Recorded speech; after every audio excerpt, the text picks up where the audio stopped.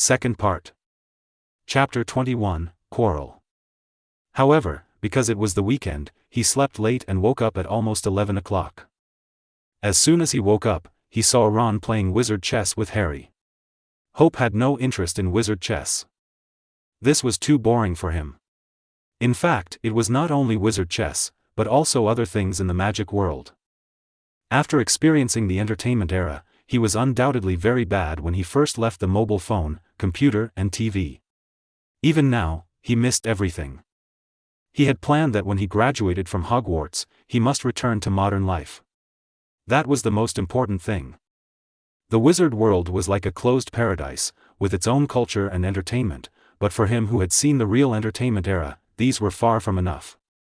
At this point in time, the game console should have been born. You only need a TV, a game console and a handle to use it directly. Maybe he doesn't need to wait until graduation. Find time to go to the Muggle Society and buy it directly. The only problem is electricity, which is not a big problem for wizards. Just carry out magic transformation directly. Of course. Hope doesn't know how to do it, so this plan is temporarily unsuccessful. Hope, where are you going?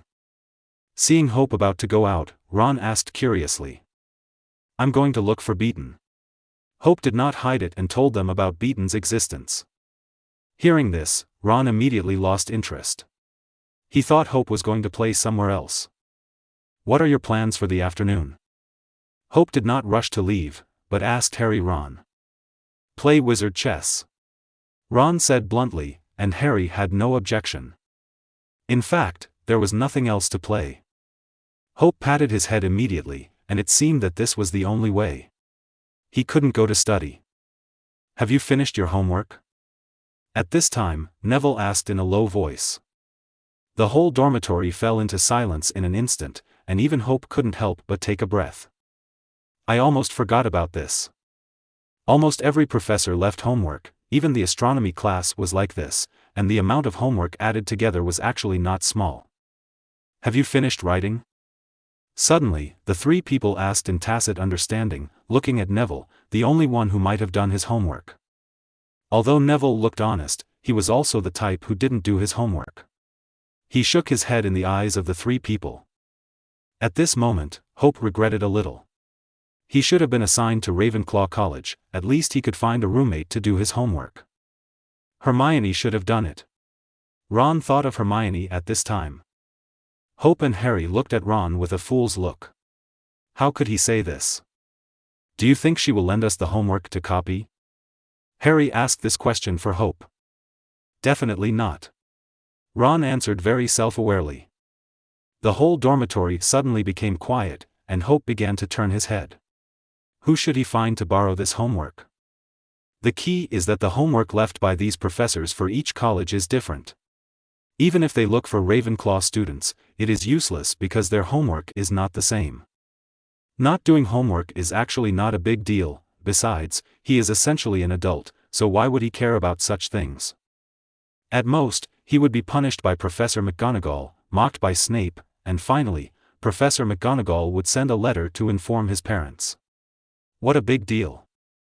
Well, both Hope and Harry Ron changed their afternoon plans, and took out parchment one by one, holding a quill in their hands. But they didn't write for a long time, scratching their heads and cheeks, and couldn't fart for a long time. At this moment, Hope felt ashamed. He didn't expect that one day he would become a poor student like Harry Ron. Even so, he still had to cooperate with these poor students, each responsible for a subject. At this moment, he suddenly felt a hopeless feeling in life. Looking at the blank parchment, Hope suddenly thought that maybe he should seek help from outside forces. For example, Tom's diary, which contained fragments of Tom's soul when he was young. Voldemort at that time was very good, and he was a top student anyway. With this diary, it's like having a reference book of answers, and all the homework for the next 7 years can be completed smoothly. In addition, there is the crown of Ravenclaw. It is said that wearing it will give you extraordinary wisdom. I wonder if this function is still available now. If not, he also has the system of fusion of all things. Unfortunately, it cannot fuse inanimate objects now.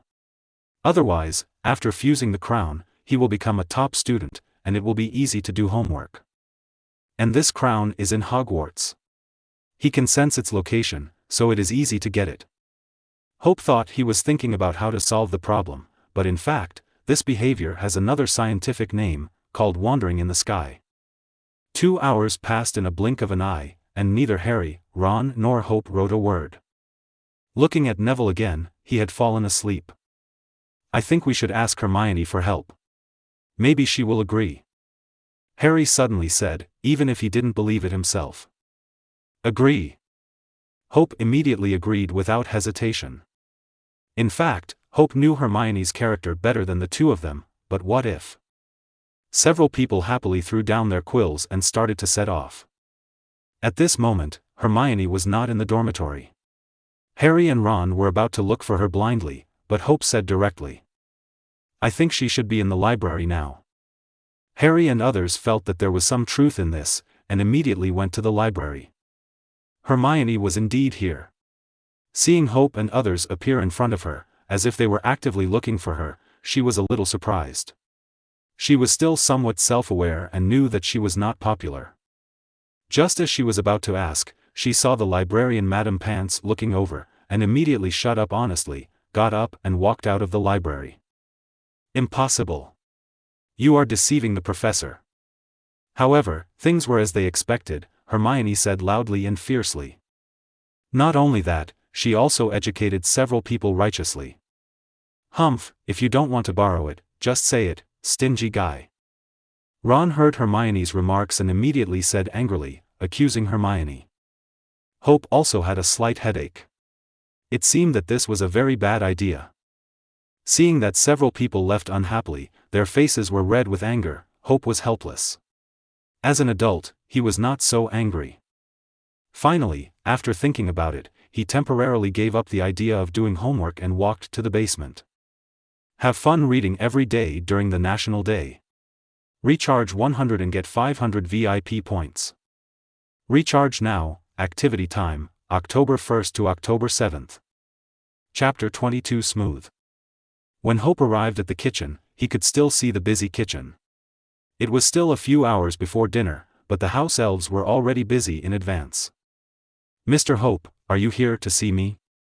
Before Hope could say anything, Bitten came out first, with visible excitement. He immediately stated his purpose and asked to borrow the kitchen utensils. That's no problem, but the eggs in the kitchen belong to Hogwarts property, and Bitten has no right to use them for you. Bitten said with some embarrassment. Borrowing the kitchen was a small matter, but eggs were small, but they were Hogwarts property. As house elves, they had no right to give them to Hope on behalf of their masters. I can buy them with my own money. Hope naturally understood, and also learned from Bitten about the source of Hogwarts food raw materials. But he didn't expect that this was related to goblins. As the vice president, Professor McGonagall was usually responsible for handling the school's affairs. Of course, he was not specifically responsible for these food procurement matters. He was only responsible for approving the money, and the rest was completely left to the house elves.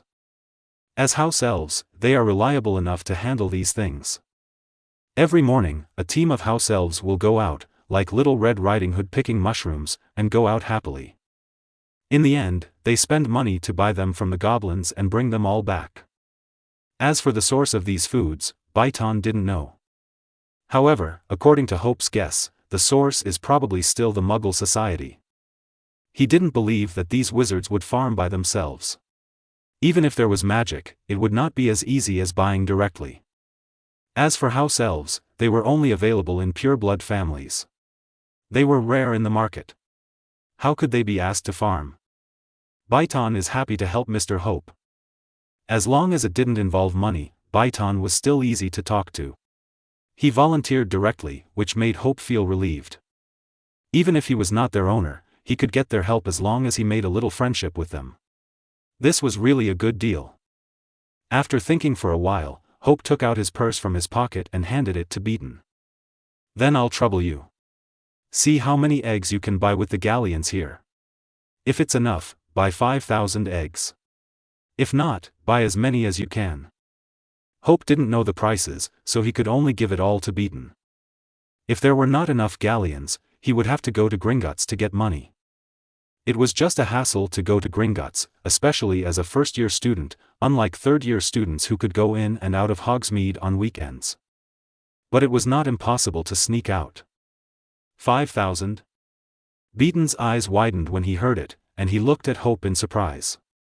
This number was beyond his imagination. Even the entire Hogwarts could not digest 5,000 eggs. Mr. Hope, what are you going to do with so many eggs? Eat. Hope said without hesitation. It was only 5,000 eggs. He had a devouring characteristic and had never tried it. Of course, he didn't want to be exposed in front of these house elves. Even if you can't finish it, you can share it with the house elves, or just use it as dinner for Hogwarts. After all, the exclusive task only states that you need to cook the food, so how to deal with the food is not a requirement of the task. Beaton looked a little hesitant, but he had to insist on it under Hope's insistence. Hope just waited in the kitchen, and Beaton directly cast apparition and left. Hope was a little jealous. He thought he could get this feature, but it turned out not to be. If he had this feature, he could go anywhere. Coupled with the 10,000 times feature, he didn't believe that the anti-apparition magic of Hogwarts or other places could stop him. After a while, Beaton came back, but he only had his purse in his hand, nothing else. But he didn't come back empty-handed, bringing him a good news and a bad news. The good news is that eggs are cheap enough. 1 galleon can buy 50, and 5,000 only need 100 galleons, which is cheaper than he expected. It seems that he doesn't need to go to Gringotts to withdraw money. As for the bad news, there are not so many eggs, and there are only about 1,000 eggs in stock at present. But you can make a reservation in advance, and the goblins will be able to get the remaining eggs tomorrow morning. Hope naturally has no objection. It's just one more day, there is no problem at all. Then Beaton left again, and when he reappeared, he was still holding an egg box with eggs in it. It took 5 or 6 trips to bring back more than 1,000 eggs. Hope was very happy to see this, and then he chose an empty pot to boil water. Although the food in the UK is relatively simple, the kitchen tools in Hogwarts are still very complete. Beaton helped to bring the firewood, and the fire was also lit by Beaton. But at least Hope poured the water into the pot himself. The fire burned the iron pot, and the crackling sound from the firewood could be heard from time to time. After a while, the fire was boiling, emitting hot steam, and you could feel the full temperature just by standing in front of it. Hope took out 2 eggs directly, carefully stretched out his hand far away, and was a little worried about being splashed by the boiling water. Plop!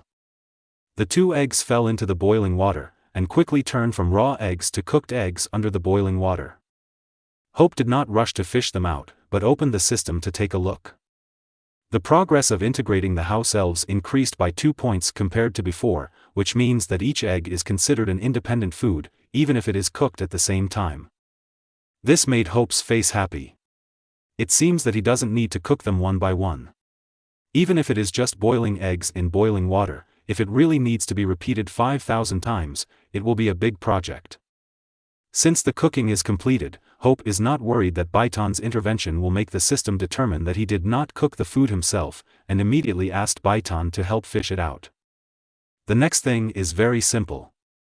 He only needs to keep throwing raw eggs into the big pot, and Byton will be responsible for fishing them out after they are cooked. Don't be too comfortable with this division of labor. As time slowly passed, his analysis progress continued to soar, and there were more pots of cooked eggs next to the big pot. Hope hurriedly called the house elves in the kitchen to help solve it. Although it was just an ordinary, tasteless cooked egg, it was Hope's friendship. Although it was a help, Hope's words were to invite the house elves to eat eggs. How could such a kind gesture make these house elves refuse? Hope is in a good mood. Look! These house elves look special, but they are really good at something. Just because of the egg today, the affairs of these house elves will be his, Hope's affairs, and his, Hope's affairs will be the affairs of these house elves. Have fun reading every day on October 1st. Recharge 100 and get 500 VIP points. Recharge now, activity time, October 1st to October 7th. Chapter 23, Academic Master. These house elves had good appetites, especially after they ate freely. When he had finished cooking the 1,000 eggs, their stomachs were bulging. Current fusion item, House Elves. Analysis difficulty, B level. Analysis progress, 1251/5000. After looking at the system, he felt happy instantly. However, these elves were obviously no longer able to eat, and there were more than 50 eggs left on the table. Hope did not waste them, and quickly peeled them one by one and swallowed them one by one. Of course, he used the swallowing feature, and he didn't even need to chew, and they disappeared directly in his throat. If these house elves were not present, he would not have planned to peel the eggshells. His swallowing feature can swallow anything and decompose anything.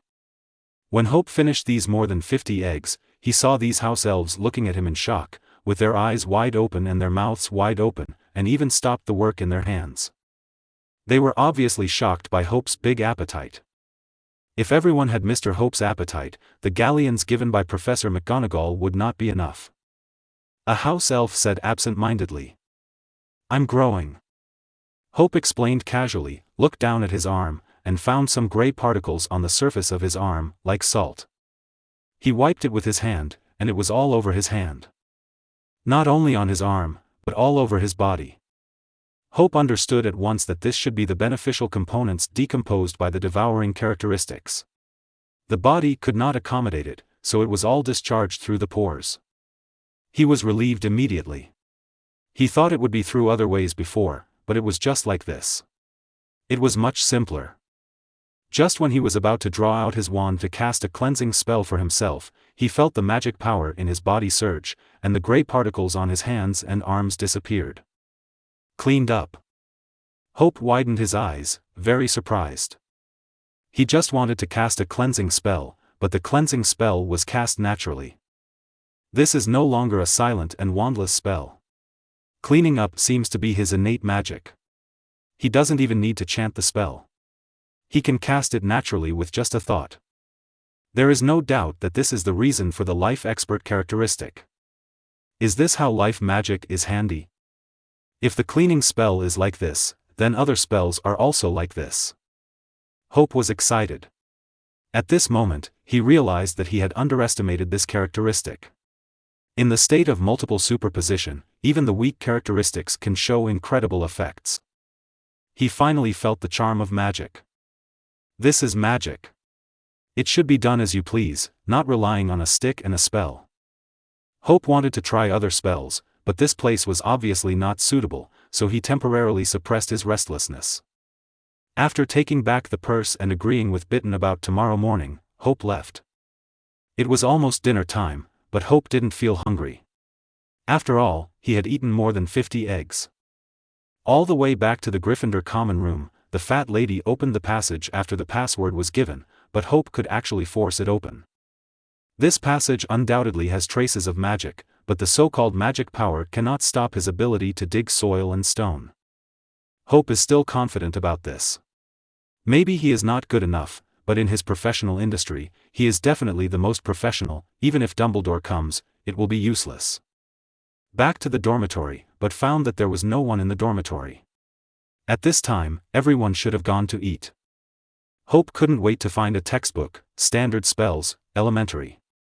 He quickly glanced through it and roughly memorized all the daily magic on it.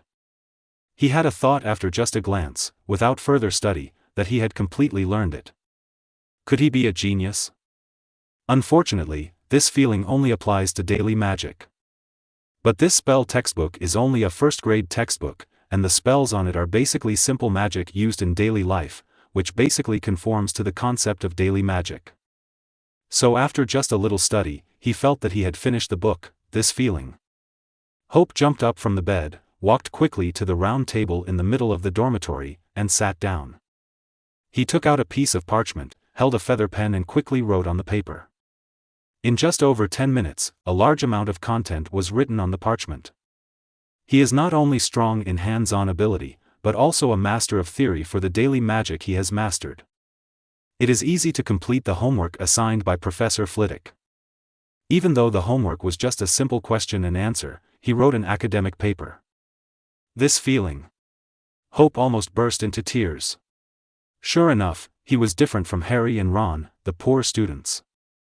When the whole page was full of words, he finally stopped, put the tip of the feather pen to his mouth, and exhaled. Like a victorious Western gunman blowing away the gun smoke from the muzzle. Then Hope began to experiment with spells. As his mind moved, the candles on the ceiling were all extinguished. This was the extinguishing spell, which could extinguish the flames. The room suddenly darkened, and Hope immediately took out his wand and pointed it at the candle chandelier on the ceiling, and the flames were all rekindled. This is not a spell, but the candle chandelier on the ceiling is a magical creation. It can be extinguished or lit with a light touch of the wand, which is very similar to an electric light. Unfortunately, this standard spells, elementary, is too simple, and there are not even some complex magic. After all, it was a first-grade textbook, but in this way, his life expert characteristics could not be brought into full play. Although it was only life magic, this type of magic already covered a large part of magic. If you can master it, you will become a master. Hope couldn't sit still when he thought of this. Although he only had this first-grade spell textbook, there should be no shortage of spell books in the library. He immediately left the dormitory and went to the library. He found some magic books on the bookshelf and took them out one by one. Standard Spells, Level 2. Standard Spells, Level 3. Standard Spells, Level 5. From the names of the textbooks, it is enough to see that the author of these books is the same person as the author of his textbook. Holding these 4 books, Hope came to an empty table and sat down, and began to read them quickly. If you encounter other types of spells, just skip them directly, and if you encounter life magic, stop for a while, read a little and continue to look for the next spell. This is easier than eating memory bread. After a while, Hope has finished reading all these books and benefited a lot. Have fun reading books every day during the National Day. Recharge 100 and get 500 VIP points. Recharge now. Activity time, October 1st to October 7th. Chapter 24, Big Project.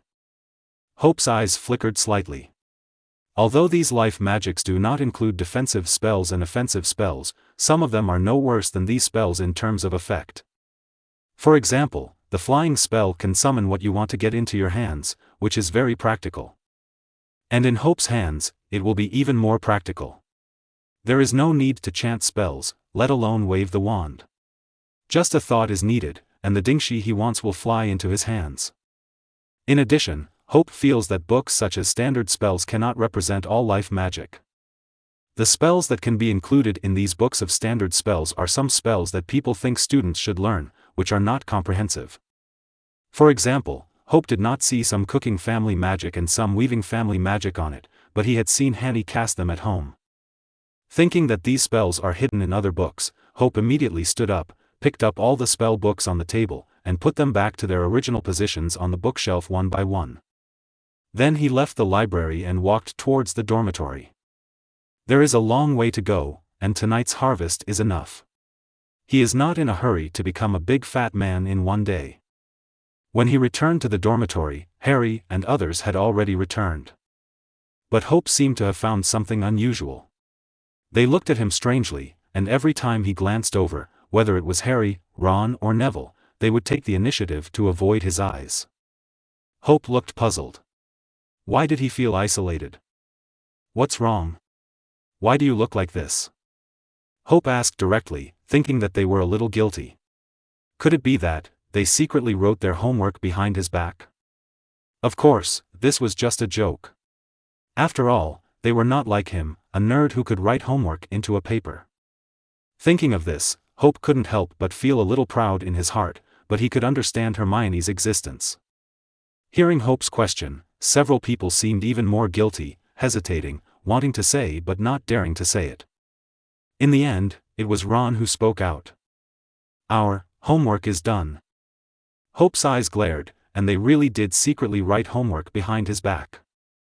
But even if he had finished his homework, he wouldn't have such an expression, unless... No way. Hope frowned immediately and looked at Harry, but Harry avoided his eyes directly. Looking at Ron. Neville, it was the same. I can't copy? Hope asked in disbelief. However, the fact was really like this, and Harry and others immediately explained.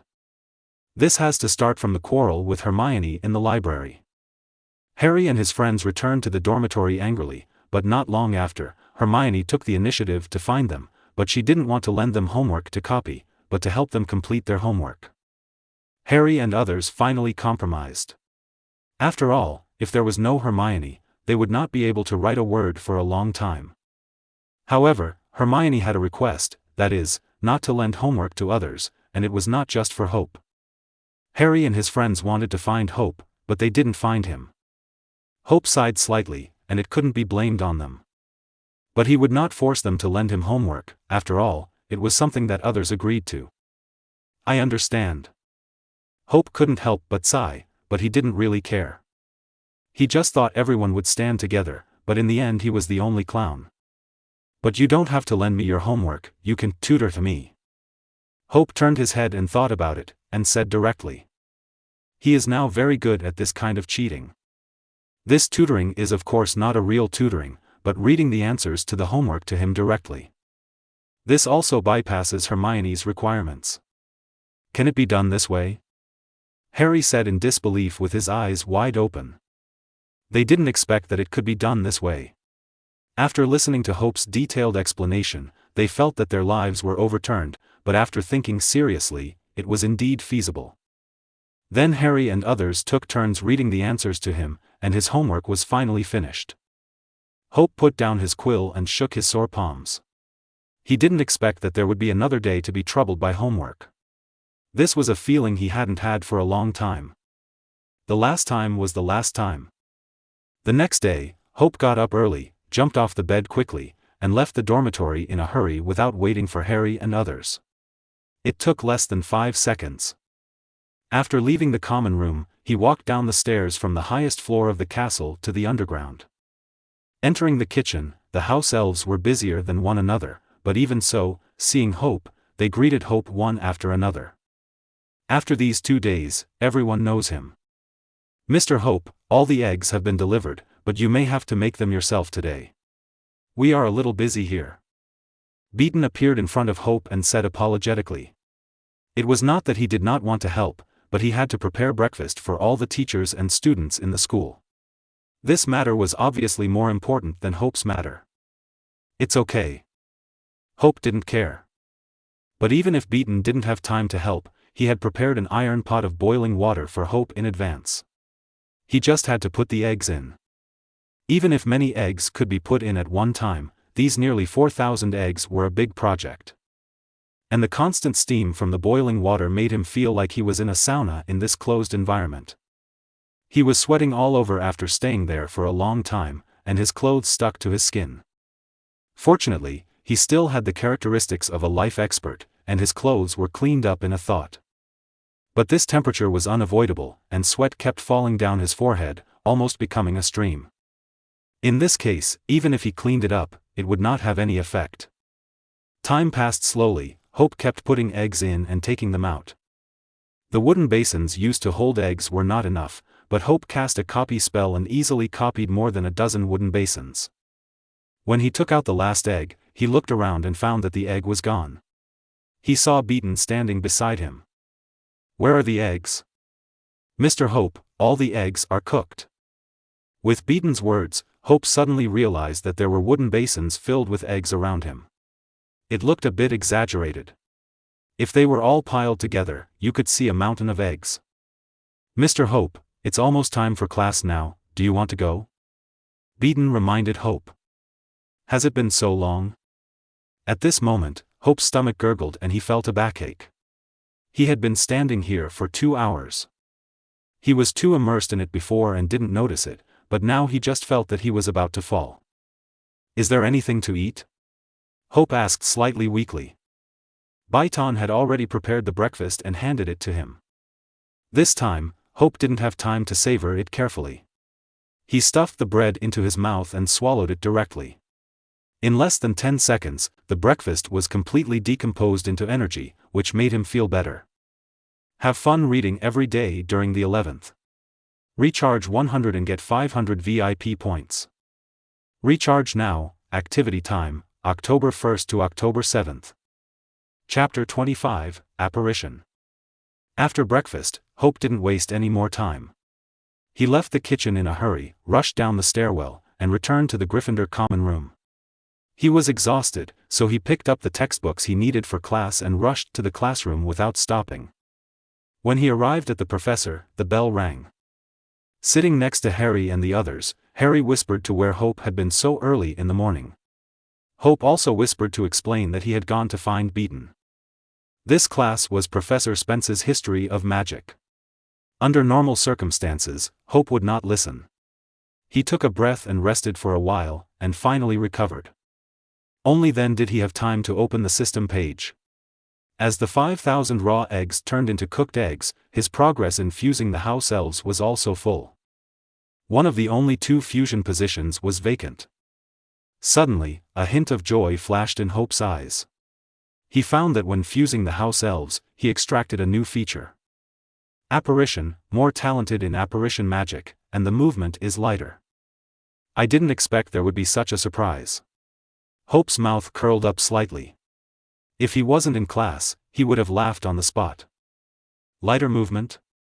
Hope looked at this explanation of apparition and was a little confused. What does this mean?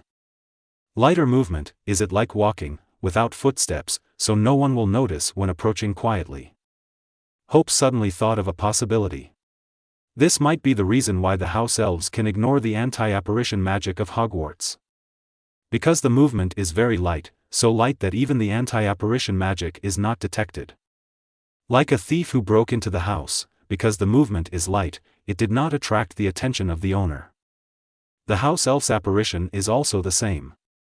It's not that the anti-apparition magic is useless, but that it is not discovered at all. At this moment, Hope had a feeling in his heart, as if he could go directly to a certain place as long as he wanted. His body couldn't help but tremble, and he quickly stopped this idea, because he knew that this was not an illusion, but that he could really do it. If he really had the idea, he might disappear in front of everyone, which would be too bad. However, this feeling of wanting to try but having to endure made Hope a little impatient, like scratching an itch that had never been scratched in the right place. Time passed slowly, and Hope did not feel sleepy throughout the class. On the contrary, Harry and Ron nodded from time to time and woke up instantly. Finally, the get out of class was over, and several people immediately prepared to walk towards the auditorium, go to the auditorium to eat first, and then go back to the dormitory to rest. But Hope was in no mood to eat at the moment. He immediately covered his stomach and pretended to have a stomachache, asking Harry and others not to worry about him, and he would go back to the dormitory first. Harry did not doubt him, and asked with concern whether he needed to take him to the school hospital for a checkup, but he was naturally rejected. When he returned to the dormitory, Hope could not wait to throw the textbook aside and began to try his new characteristics. As far as Hope knew, apparition was an advanced magic, and only senior students would be taught this magic. Moreover, this magic is very dangerous when you first learn it. If you are not careful, you will be cut into pieces. If you learn it without an experienced old wizard, the result will be very bad. However, although this magic is very convenient, it is not without disadvantages. First, you need to meditate carefully before going to the place you are in, and feel the image and location of that place. This is a kind of positioning. You must first locate it before you can arrive. This also means that the apparition can only go to places you have been to, and naturally you cannot successfully locate places you have not been to. The second is that it cannot support long-distance crossing, and there is still a certain distance limit. But at this moment, Hope felt that his apparition seemed different from others. Like the perception of a treasure, he could sense many things. Hope then calmed down and felt it. With the intuition of a treasure, he saw an illusory planet, which was exactly what he was standing on, and was fictionalized in his mind. Then the geographical features, mountains, rivers, basins, etc., appeared on the illusory planet. Then, buildings appeared one after another, densely covering the entire sphere. He seemed to be immersed in a dark space, his body suspended, with a small blue glowing planet in front of him, the size of a basketball.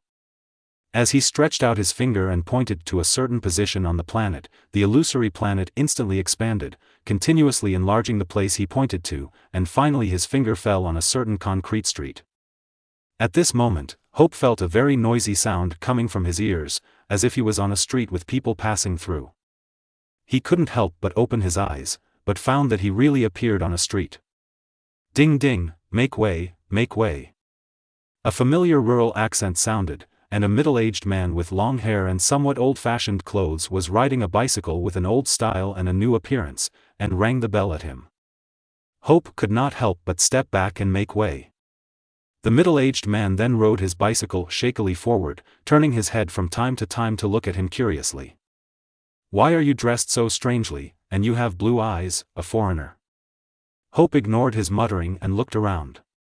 Although this place was different from what he remembered, he still felt familiar, especially the long-lost language. There were not so many high-rise buildings and cars here, and everything seemed a little plain, but this plainness gave him a sense of security. His sudden appearance did not attract any attention. In fact, as a feature, his movements were lighter, which made his sudden appearance not so abrupt. Unless someone stared at this place, it would be difficult to find that he appeared suddenly. But after just a while, he attracted the investigation of others. After all, Hope was wearing a wizard robe at the moment, which was very special in this era. "Hello? How are you?" Hope was a little amused. Some people had already treated him as a foreigner and used him to practice English. "What are you doing?" Hope's strong smell of stubble made people lose interest. He did not use the apparition to leave directly. After all, he had attracted attention now. If he disappeared in front of others, he would be on the news tonight. He planned to come here again in the future. So he followed the flow of people and came to an alley. He looked around and made sure that no one was following him. Then he went into the alley and disappeared in an instant. Hope reappeared in the dormitory with a complex expression on his face, a little excited and a little melancholy.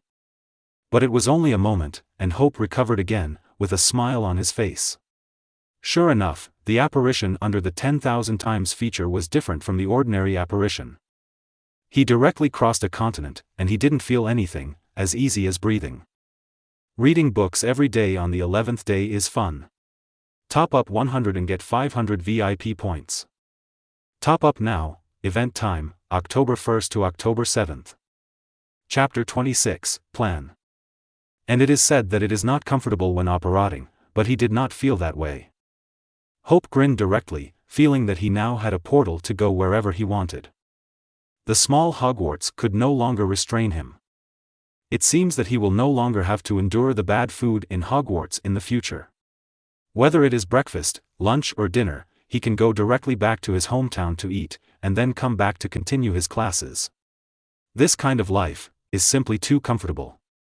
The only problem is that he has no money, but this is not a big problem. At most, he can go to the treasury of some countries to have a look. Of course, the premise is that he has to learn the disillusionment charm. With the apparition feature and the treasure perception, money is no longer a problem for him. Hope then tried apparition several more times, appearing in some desolate and uninhabited places, such as deserts and mountains, and his grasp of the apparition feature is getting better and better. In the end, he can even change a scene with every step he takes, as if the entire planet is in his control, and he does not need to perceive anything anymore, and can do it directly by instinct. In addition to long distance, short distance movement has no hindrance at all. He can appear several meters away at once, and in his perception, this is just a moment.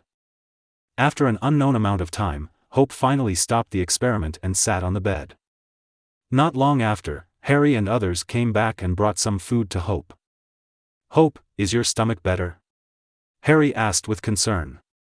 "It's okay." Hope waved his hand casually, took the lunch Harry brought back, and found 2 eggs in it.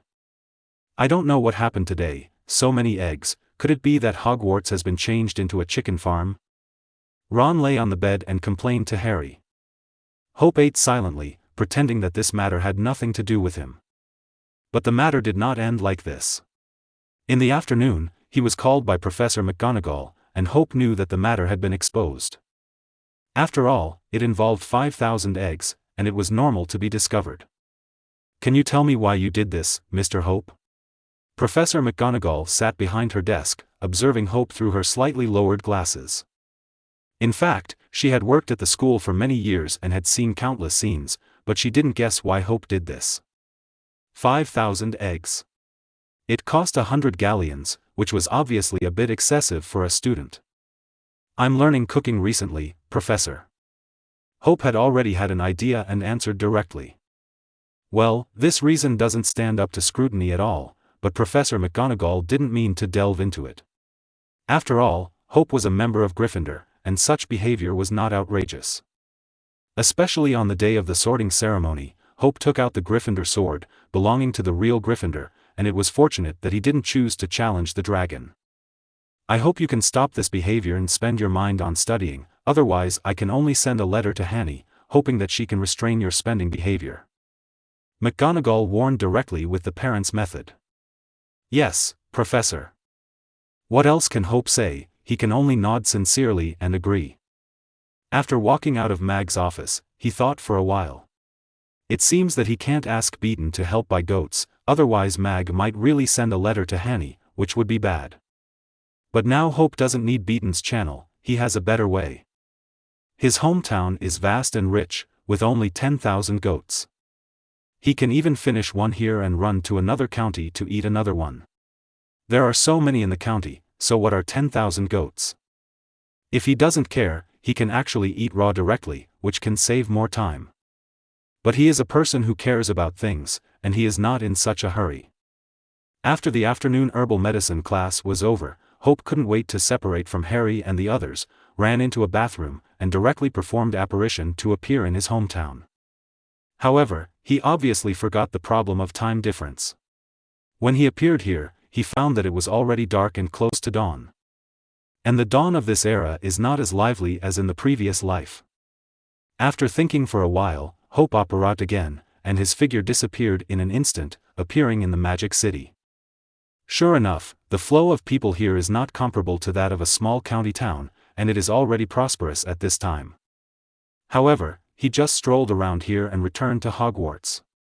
It was still too late there and not suitable for walking. Back to Hogwarts, Hope went into the library and began to look for some books that recorded life spells. Learning magic is just a matter of glance, but finding these books is a bit troublesome. In a blink of an eye, it was 5 or 6 in the afternoon, and Hope had completely become a life expert. Whether it was cooking food or weaving clothes, he was handy. In addition, there was another surprise. He found a kind of magic in a book of advanced spells, which was also recognized as life magic, and Hope was very familiar with this magic. It was the Traceless Extension spell, which was used to expand space and was also identified as the Traceless Extension spell. For Hope, this is definitely a win. The Traceless Extension charm is an advanced magic that is very difficult to learn. Now he has saved a lot of hard work and learned it easily. He cast it directly on his purse and successfully expanded the space in the purse. Hope has not thought of other uses for it yet. The next day came in a flash. Hope was eating breakfast in the hall as usual, but he found that Malfoy had reappeared. There was no injury on his hand, and his face had regained that arrogant expression. But after seeing their group, his face obviously darkened, and it seemed that he had not forgotten the torture he had received before. When they finished their meal and walked out of the hall, Harry suddenly staggered, and his arm was hit hard by the person behind him, and he couldn't help but groan in pain. "Malfoy, what are you doing?" Ron saw that it was Malfoy and said angrily. "Get out, poor redhead, this has nothing to do with you." Malfoy said rudely to Ron, followed by 2 followers. "Harry, the last incident is not over yet. If you have the guts, come to the trophy display room tonight. We will duel there. It's a duel between wizards. If you are afraid, just don't come." Malfoy whispered to Harry viciously, and then he turned around and left without waiting for Harry's response. It seems that he didn't want to give Harry a chance to refuse. Hope narrowed his eyes slightly, feeling a little familiar, but the few people didn't have time to dwell on this matter, and hurried to the classroom. Reading is fun every day on the 11th. Recharge 100 to get 500 VIP points. Recharge now, Activity Time, October 1st to October 7th. Chapter 27 Interlude. Harry, are you really going to go tonight? Ron couldn't help asking after class. Of course, I'm not afraid of him. Well, I'll go with you then. Ron had no other opinions after hearing this. Is there a possibility that he is actually lying to you? Hope knew it well and reminded him vaguely. That's right, only you will believe Malfoy's words. Besides, if you are found out, you will cause Gryffindor to lose points. Without waiting for Harry to speak, Hermione, who had heard their conversation at some point, stood up and said, "This is none of your business. Don't think that you are the only smart person in the world." Hearing Hermione say this, Ron couldn't help it. You want to lose the points I worked so hard to earn for Gryffindor, how can it be none of my business? Hermione immediately retorted. This made some sense. After all, Gryffindor's points were really earned by Hermione. The points she earned alone were at least 1/3 of the entire Gryffindor. You should know that in the previous few years, Gryffindor's house scores have always been at the bottom. This year, with Hermione, the situation has indeed improved a lot. It is rare to rank second. Slytherin is still the first. After all, it is difficult to support one person alone, and there is a whole house that has been dragging its feet. It is incredible to be able to maintain the current results. I don't want Malfoy to say that I'm scared. Harry was also angered by Hermione's attitude, and said toughly, and then ignored Hermione. Hope shook his head slightly. It seems that it is more appropriate for him to remind Ron to bring a wooden stick. In this way, if Malfoy really goes, he will not suffer any loss. As for him, of course he will not go with him. It is better to sleep with this time. The first class in the afternoon is the Charms class. Sure enough, when Hope handed in his homework, Professor Flitwick was amazed. It's incredible, Mr. Hope. The contents of your homework are very wonderful. It's hard to imagine that this is something written by a freshman. And these contents have touched me a little, which is enough to show its value. It's a pity that if you are not a freshman, I will definitely invite you to join my spell club. But I think there will be such a day sooner or later. When Flitwick saw Hope's homework, he was shocked by the length of it, and then he read the contents carefully and was shocked. He didn't think these things were copied from anywhere, because some of the contents on it were very novel and he had never seen them anywhere else. As a professor at Hogwarts, he is a cutting-edge wizard in this field and has enough judgment. Thank you for your compliment, Professor Flitwick. Hope felt the amazed eyes of others looking at him and thanked Professor Flitwick. Is this the feeling of a top student? Especially Ron and Harry, who were in the same dormitory, looked at him in disbelief, obviously not knowing that Hope had secretly become a top student. And Hermione was a little dissatisfied. Even she didn't get such an evaluation. How could Hope be so virtuous? Based on your homework, I decided to give Gryffindor 10 points. The score is the best recognition for a person, especially in Gryffindor. However, the logic of Gryffindor is that the more points are deducted, the more Gryffindor. After class, Hermione took Hope's homework unconvinced and unceremoniously and read it carefully. However, the result was very embarrassing. She couldn't understand it. There were many things involved. But because of this, she looked at Hope with suspicion. She didn't know Hope. How could such a thing come from Hope's hands? Even though she was suspicious, she didn't speak rashly because she had no evidence now. Soon it was night. Hope watched Harry and Ron sneak out of the door. Ron was holding a wooden stick in his hand. He was obviously very obedient.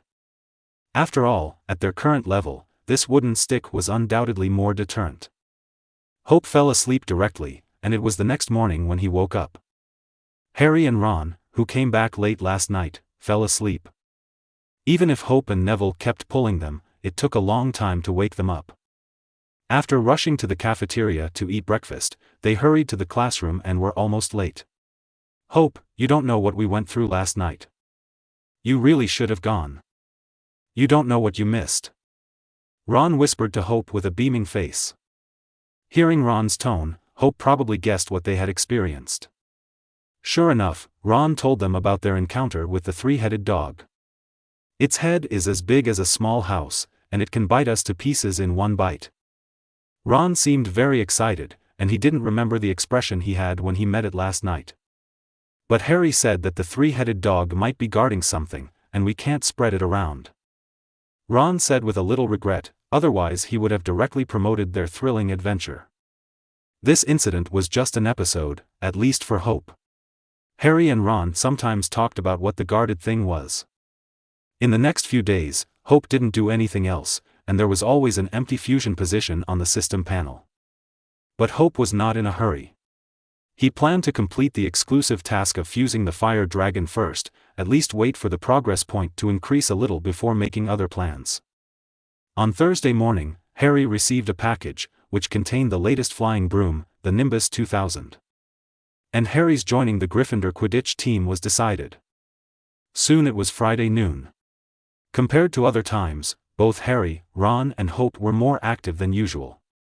Because this meant that their classes for the week were over, and with the afternoon, they had 2.5 days off. If you don't consider the time left for homework. But no one thought about this. Harry, let's play wizard chess in the afternoon. After lunch, Ron said excitedly. I'm afraid not, I have to start Quidditch training in the afternoon. Harry said with a little regret. Then Hope, let's play. Ron could only look at Hope when he heard it. I also have plans in the afternoon. Hope shook his head slightly and refused. What plans? Can I go with you? Ron asked with his eyes wide open. Library, do you want to go with me? Hope blinked and asked, and Ron refused without thinking, so he could only go to Neville. In fact, Hope lied a little, he planned to go back to his hometown to do the exclusive task of Fusion Dragon. I also expected that Ron would not go to the library, so this lie was perfect. Have fun reading every day during the National Day. Top up 100 and get 500 VIP points. Top up now, activity time, October 1st to October 7th. Chapter 28, Things Underground. In fact, Hope was in a hurry. After returning to the dormitory, he stuffed a set of Muggle clothes into his purse. It was already 12 o'clock in the afternoon, and it was already past 8 o'clock in the evening in his hometown. He didn't have much time left. Then he walked out of the dormitory, entered the bathroom of the Gryffindor common room, walked into a cubicle, put on a brand new suit that had not been worn for a few times, and stuffed the wizard robe directly into his purse. After doing all this, his figure disappeared instantly. Hope's figure then appeared on this vast land. This time he did not appear openly, but carefully chose a remote corner. After all, there is still the statute of secrecy in this world, and this law is prevalent in every corner of the world. And his hometown is undoubtedly one of the member organizations of the International Confederation of Wizards, and it has also signed the statute of secrecy. If he was really seen on the spot without learning the forgetting charm, there would be no way, and he would probably be discovered by the Ministry of Magic here in the end. It's not that he would find the UK, but it would be a bit inconvenient for him to come here again in the future. Moreover, just in case, Hope didn't even bring his wand this time, also to prevent the magic of the trace thread in the wand. Although Hope didn't think the Ministry of Magic could detect this side, it was better to be careful. Besides, even if he took the wand, it would not be very useful. The magic he mastered now was all simple magic, belonging to the magic of life, which could be directly cast. Fortunately, he was lucky, and Hope's appearance was not discovered by anyone, and he walked out of the alley. At this time, he was wearing a suit, capable and handsome, and coupled with his young age, he attracted a lot of attention, but that was all. In this night, if you don't look carefully, it's hard to see the traces of mixed blood on Hope. He still looks like an Oriental, but he looks more handsome, and the most easily exposed is the pair of blue eyes. Appearing on the land of the Magic City, Hope's pockets are empty, and it seems that Garlon should not be able to use it. So he prepared to find some money first. Then he activated the treasure perception, and suddenly many fluorescent lights appeared around. Normally, he would actively block Muggle things, but now, once he let them go, there was fluorescence everywhere. He picked again, choosing some of the brighter fluorescence, requiring the shape to be as small as possible. Wouldn't it be better if it was an ownerless thing buried underground? The fluorescents he perceived decreased a lot, but it was still countless. If he looked at them one by one, he might have to see the daylight. He only relied on his perception, like a computer, to scan all the fluorescents, and roughly knew what was inside. Oh wow! This place is indeed the Magic City, with a long history. It was even the most developed and prosperous city for a period of time. It is precisely because of this that the underground is simply a treasure house, with many things buried. Of course, banknotes are rare. After all, banknotes are also new things, and they have to be updated every once in a while. Even if they were useful before, they can't be used now, unless they are regarded as antiques. But there are a lot of precious metals buried underground, not only gold bars, but also gold bullion, some even in boxes. If others just take a box, they may not have to work hard in this life. If you exchange this money for real estate here, you don't have to worry about your descendants for many generations. However, there are more than these underground. Hope even saw some guns. The style is a bit old, but it is brand new when taken out. In addition, there are even antiques, such as porcelain bottles and jades. Hope was amazed. If he could take some time to dig out all the treasures in the underground of his hometown, he would probably be the richest man. But most of them are of no help to Hope now. After all, he is only an 11-year-old child. Even if he takes gold bars to exchange for money, those people will call the police if they are not greedy. Hope looked around and made sure that there was no one. The soil on the ground squirmed, and his body sank quickly as if he was trapped in a swamp. Soon, Hope's figure could no longer be seen on the ground, and even the pits on the ground disappeared in an instant. Hope sank underground, and the space he opened up was spacious enough, but as the hole above closed, the whole space fell into endless darkness. He thought, and a light spot appeared on his finger, like a 200-watt incandescent lamp, illuminating the whole space. Fluorescent light flashed. Then a throne made of mud quickly formed and appeared behind him. Hope raised his butt and sat down directly. The next moment, a passage was formed in front of him, avoiding the underground pipe and reaching the target. The armchair where Hope was sitting began to move, like a speeding car, moving quickly along the passage in front. The speed was comparable to that of a high-speed train. The passage he created did not have obvious corners, so there was no need to turn, just keep driving forward. He soon reached his destination, and the things had already been lying on the ground waiting for him. There was a tattered black cloth on the ground, and the silver dollars wrapped in it had leaked out. Hope stood up, squatted slightly, pulled the black cloth, and threw it aside casually. There were actually not many silver dollars on the ground, only 13, but it was enough for the time being. He took out the purse from the inner pocket of his suit, untied the rope, and pulled the bag. The silver dollars on the ground immediately moved, flying into the purse one by one, colliding with each other, making a clear sound. With the things in hand, Hope was ready to leave. The passage he had just opened quickly closed, and even the soil on both sides squeezed towards him from all directions, as if to bury him underground. Just when the soil was about to touch him, his figure disappeared instantly and returned to the alley where he started. The magic power in his body surged slightly, and the tiny mud spots on his suit disappeared, no longer stained with a trace of dust. Hope then walked out of the alley and found a gold shop on the side of the road. It was not purely selling gold and silver, but also a recycling business. "Boss, help me look at these things."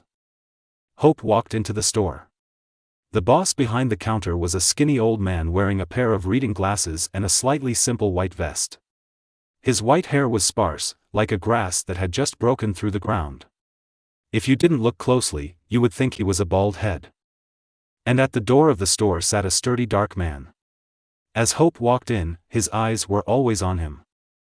Hope reached into the inner pocket of his suit and took out the silver dollar he had just received, which was still covered with dust. Silver dollar. The boss could tell the authenticity of the item at a glance, put it in front of his mouth, blew hard, and the silver dollar immediately made a slight sound. "I'll give you 30 yuan each," the boss said casually, while checking each silver dollar. "Have fun reading every day during the National Day. Recharge 100 and get 500 VIP points.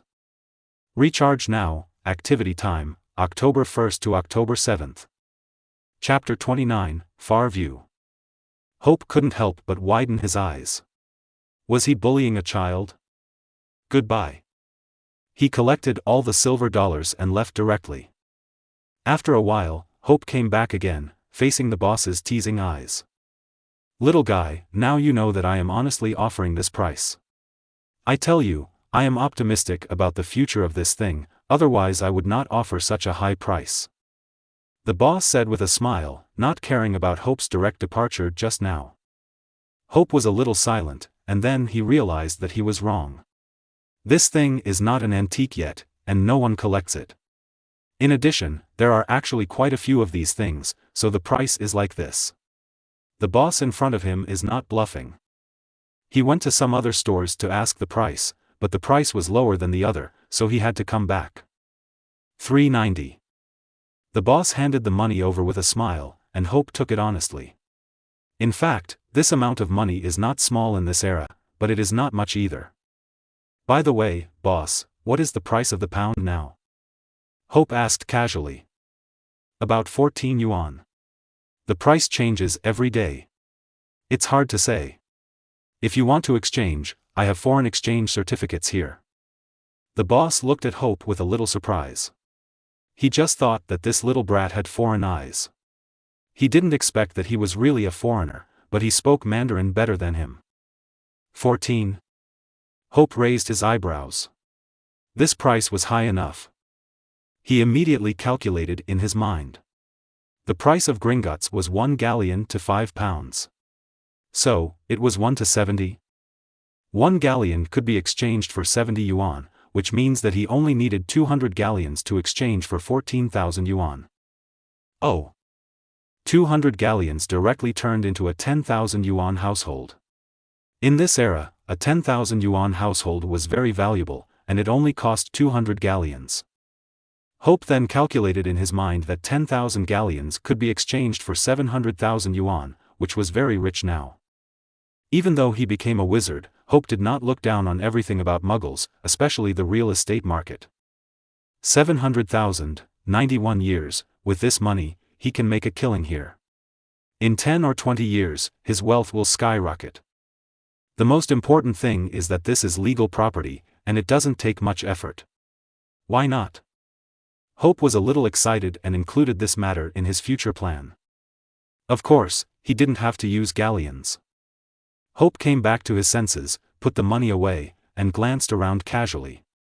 The money was not much, but he still looked like an 11-year-old child, so he was afraid that someone would have ideas. However, there was no one else in the store except the dry boss and the lazy strong man in front of him, so he was relieved immediately. It seems that he still needs to learn some offensive magic when he is free, otherwise he won't even have the ability to defend himself. Of course, this is not just his problem. Other first-year freshmen are like this. They look like wizards, but if they really want to make a move, they may fall into the hands of Muggles. Yes, if I have it. Hope said lightly. The money exchange thing appeared in this slightly narrow shop, which sounded not very legal. But judging by the price of the silver dollar, this boss is quite generous. Hope then went out and wandered around the city casually. The atmosphere of this era was indeed a little different. It was night, and many people came out to enjoy the cool air and stroll. They walked slowly, often with smiles on their faces. There were also many young couples holding hands, full of life. Walking on such a land, a smile appeared on my face. While walking, I suddenly stopped in front of a store. The smoke inside rolled out along the window, bringing an attractive aroma. This is a mutton restaurant, and it seems that the business is pretty good. Then I walked in and chose an empty table to sit down. Soon a waiter came up to greet him. When he saw Hope, he was stunned for a moment, and his eyes were a little unsure. From the outside, Hope is indeed a child, but he is wearing a neat and well-fitting suit, which is out of tune with children of the same age. He looks a bit like a little adult. Little friend, where are the adults in your family? The waiter was a young girl, smiling and asking gently. I'm alone, don't worry, I have money. Hope was a little helpless, knowing the intention of the other party's words, and immediately took out the newly acquired banknotes and shook them casually. Seeing this, the waiter immediately ordered food for Hope. Hope ordered a lot of things, and the waiter couldn't help but remind him that he couldn't finish them all by himself. "It's okay, if you can't finish it, take it away, and don't waste it." Hope smiled slightly. In fact, he just wanted to try the exclusive task. How would the system judge that he ate a goat? I don't know if the same amount of mutton is possible. If it is possible, it will be obviously more convenient. He can't really eat it raw like a fire dragon, and he won't eat the internal organs. While the waiter brought the hot pot with boiling soup, Hope asked specifically. It was confirmed that the mutton came from the goat, so he was relieved. After all, the system specified the goat. In his experience, the reason why the system allowed him to steal chickens was because it was not very smart. It was just like a plugin made by a programmer, with many bugs. But because of this, Hope believed that the storage of sheep meat did not meet the requirements of the system. In addition, he learned from the waiter that the meat yield of an adult goat was about 40 to 50%, and almost a goat could produce 30 to 40 kilograms of meat. In fact, Hope had thought of stealing chickens. As a goat, he could have chosen a lamb. Soon the mutton was served, and he stopped thinking and started eating. With the sauce, the heat from the hot pot, and the noise from the table next to him, everything was perfect. He started eating and stopped thinking about the exclusive task.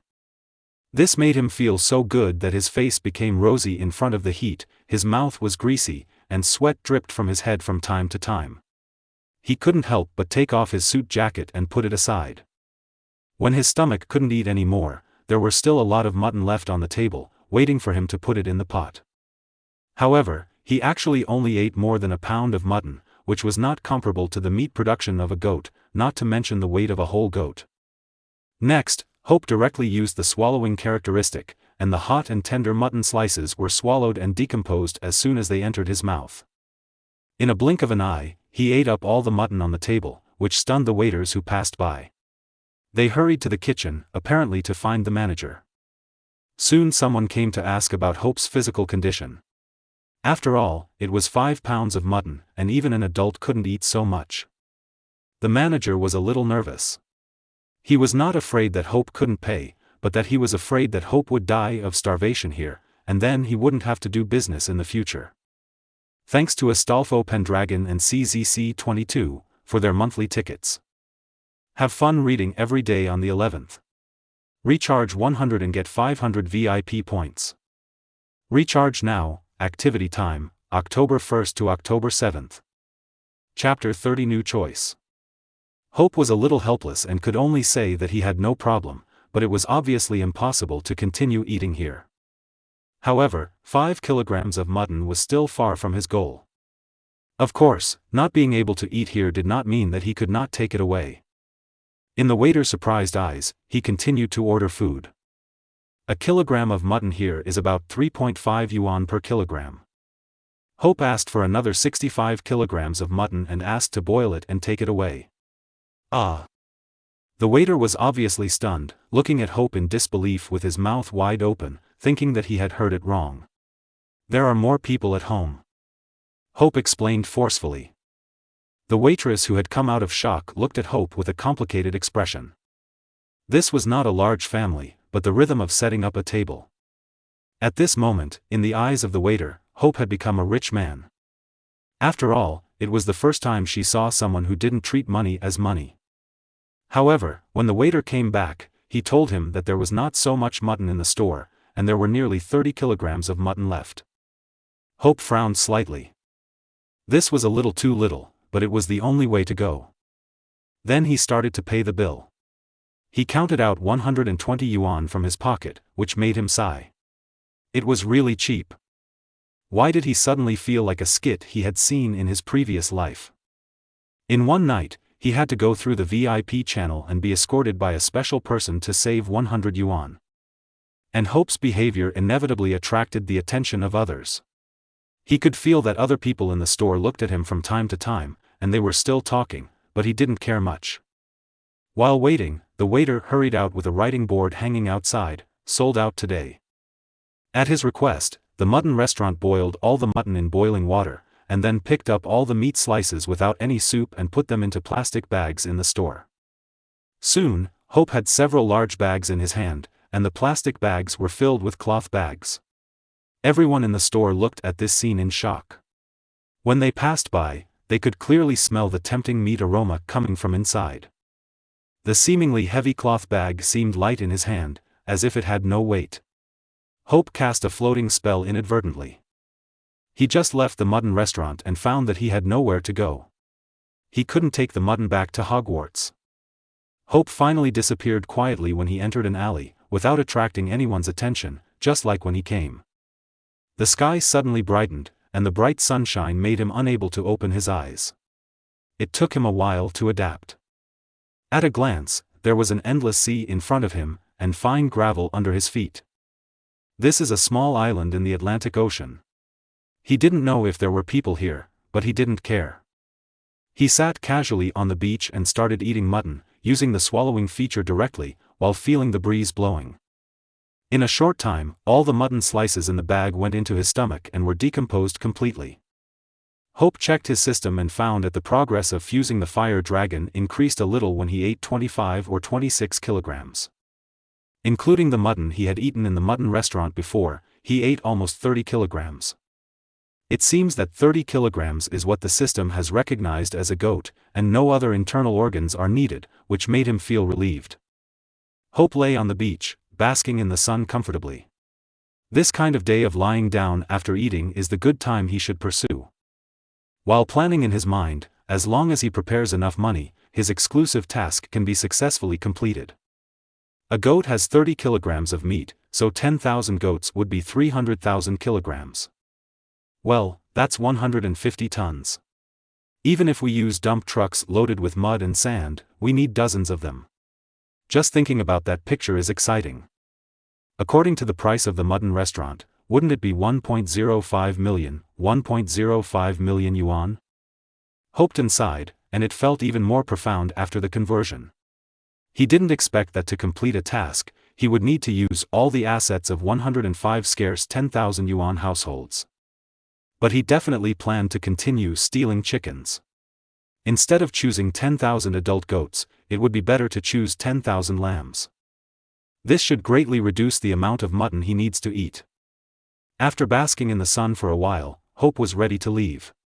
He took out the purse from his suit pocket, pulled out the wizard robe, and then began to change clothes. With a thought, he directly located the bathroom in the Gryffindor common room of Hogwarts. In fact, when he performed apparition, he could sense whether there were objects at the place he was about to teleport to avoid collision. After feeling one of the compartments for a while and making sure that no one was there, he disappeared, leaving behind a garbage bag on the ground, which was blown up by the breeze and fell into the Azure Sea. Coming out of the bathroom and returning to the dormitory, he found that he was the only one in the dormitory. It was obviously still early here, not even 3 o'clock in the afternoon. Hope lay on the bed, thinking about how to make money. In fact, he could bring the gold bars buried underground in the Magic City here and exchange them for pounds, which would undoubtedly be the most cost-effective. But it was not easy to actually operate, especially since he was just a child now. If he wanted to conceal his wizard identity, he could not use magic power in the Muggle society. It was like a child carrying gold through a busy city, how could he not be targeted? Relatively speaking, Gringotts was safer, and the goblins would never have any idea of him. In the final analysis, the problem was his appearance and age. Hope was a little helpless. If he was an adult, it would be at least safer. Thinking of this, Hope was stunned for a moment, and a trace of contemplation flashed in his eyes. It seems that his next fusion object can be decided. Boggart. A creature that can transform at will, if it can be fused, it should have good characteristics. Hope's eyes lit up and he jumped off the bed directly, but where should he find Boggart? I wonder if there are materials for sale in Diagon Alley. In the end, Hope decided to ask Hagrid, after all, he is an expert in this area. He immediately walked out of the lounge, followed the stairs all the way to the first floor, walked out of the castle, and walked towards the Forbidden Forest. It didn't take long before he appeared in front of Hagrid's hut. "Oh, you mean Boggart, I hate those guys, they will give me an unpleasant experience." "In the hut," Hagrid said while making black tea for Hope. He seemed very happy that Hope took the initiative to ask him about magical animals. "No one knows what they really look like, because the first time you see him, he will appear in the appearance you hate the most. Brother High talked freely, he is indeed an expert in this area. But they are not dangerous. Well, if you want to collect Boggart-related items, there should only be their corpses. Reading books every day on the 11th. Recharge 100 and get 500 VIP points. Recharge now, activity time, October 1st to October 7th. Chapter 31, Money Exchange. When they die, they turn into a handful of ashes. Hagrid said seriously. "Do you have such a thing?" Hope was immediately excited and asked. Hagrid shook his head and said, "No, I really don't like this kind of magical creatures, and this thing has no value, and not many people sell it in the market. But if you want, I can help you ask an old friend of mine. I remember he wrote to me to complain about how to drive away these damn Boggarts." What a turn. Hope's mind was sinking with Hagrid's words, but he didn't expect there would be a turn later. "Thank you so much, Hagrid." Hope naturally did not refuse and said quickly. "It's a small matter. I didn't expect you to be so interested in magical animals. You can ask me anything. It's a pity that you are not allowed to enter the Forbidden Forest, otherwise I will introduce some of my old friends to you. I believe you will be interested," Hagrid said with regret. Just hearing Hagrid's words, Hope's expression couldn't help but stagnate. The old friends in the Forbidden Forest can't be those eight-eyed giant spiders, that's really too regretful. The problem was solved, and Hope said goodbye to Hagrid and left the hut. It would take some time for Hagrid to find the body of the Boggart. Before that, let's use galleons for the time being. Hope returned to the dormitory, opened his suitcase, took out a black robe from the suitcase, put it on casually, covered most of his body in the black robe, put on the hood, and covered his face to a certain extent. He planned to go to Gringotts, mainly because he was worried about meeting acquaintances, especially Hanny. It would be too bad if he was unlucky enough to be caught. After putting on his clothes, Hope disappeared directly into the dormitory. When he appeared again, he was already standing on the street outside Gringotts. There were many wizards walking around. This sudden appearance did not attract anyone's attention, and even if they saw it, they would not care. Then he walked into Gringotts, randomly selected an empty seat, took out the vault key from his purse, and slapped it on the counter. "Take out 2,000 galleons and exchange them all for pounds." Then, under the guidance of the goblin, Hope entered the vault and took out a full 2,000 galleons. A large cart of galleons was finally exchanged for only 2 stacks of banknotes, each with a face value of 50 pounds, a full 10,000 pounds. As expected, banknotes are easier to carry, Hope couldn't help but complain. After getting the pounds, he didn't stop, and went directly back to Hogwarts after leaving Gringotts. The next 2 days are weekends, and Hope plans to spend these 2 days in his hometown, so in order to adjust the time difference, he went to bed early to prepare for sleep. But Hope didn't fall asleep just because he wanted to. In the end, Hope hurried to the school hospital, pretending to be insomniac, and asked Madame Pomfrey for a small bottle of dreamless sleeping potion. Mrs. Pomfrey naturally wouldn't refuse, and she cared about him and told him not to be so stressed out in school. "You first-year students work too hard. You can actually walk around the school when you don't have classes. The first-year students of your college were the same a few days ago. They looked much more haggard. Students nowadays seem to be different from ours." From Pomfrey, Hope roughly knew that the person was Hermione, and couldn't help but sigh. The reason why the top student is that he secretly rolls up his sleeves. After getting the potion, Hope quickly returned to the dormitory, lay on the bed, and drank the potion in one gulp. His face suddenly became bitter. The taste was really special. Not long after, a wave of sleepiness came over him. Hope closed his eyes and fell asleep directly. The dreamless sleeping potion, as its name suggests, can make you dreamless all night. It was inevitable to hear Ron's shouting in sleep, and it seemed that someone wanted to wake him up, but he ignored it. When he opened his eyes again, it was dim outside the window, and Ron and others could be heard snoring in the dormitory. He sat up and stretched himself, feeling very energetic. Sure enough, sleep without dreams is the most comfortable.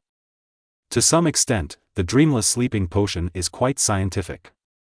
He quietly got up from the bed, put on his clothes, opened the door, and slipped out. He went all the way to the bathroom, changed into a suit, and disappeared the next moment. This time, Hope chose a more secret location, which was the rooftop of a building. In his feeling, the world suddenly lit up, but fortunately he was prepared and closed his eyes in advance. After adapting to the sunlight outside, Hope went down the stairs to the street. Today he has a day to stay here, so he plans to buy a piece of clothing first. The sun was shining brightly, and it was still September. Just walking down from the balcony, sweat had soaked his back. With the money left from selling silver dollars yesterday in his pocket, he ran to a supermarket building. When he came out again, he looked very different. He was wearing a t-shirt and shorts, sneakers on his feet, and a pair of black sunglasses on his face.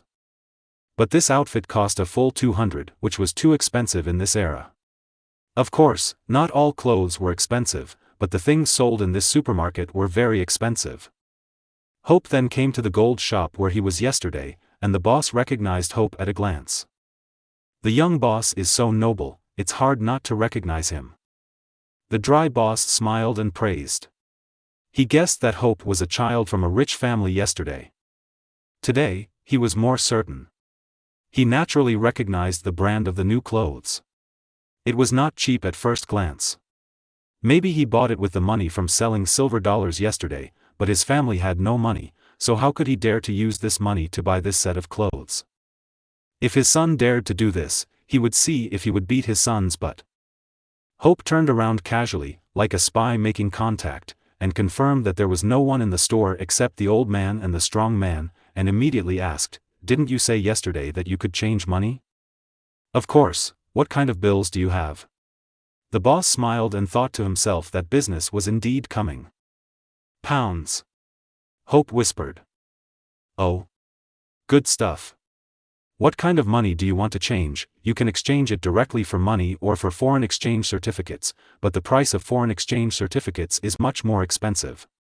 From the boss, Hope knew what foreign exchange certificates were. Pounds cannot actually be used directly here, and they need to be exchanged for foreign exchange certificates before they can be used, but Hope operat here, a complete black household, and of course he himself does not have a household registration in the Muggle world.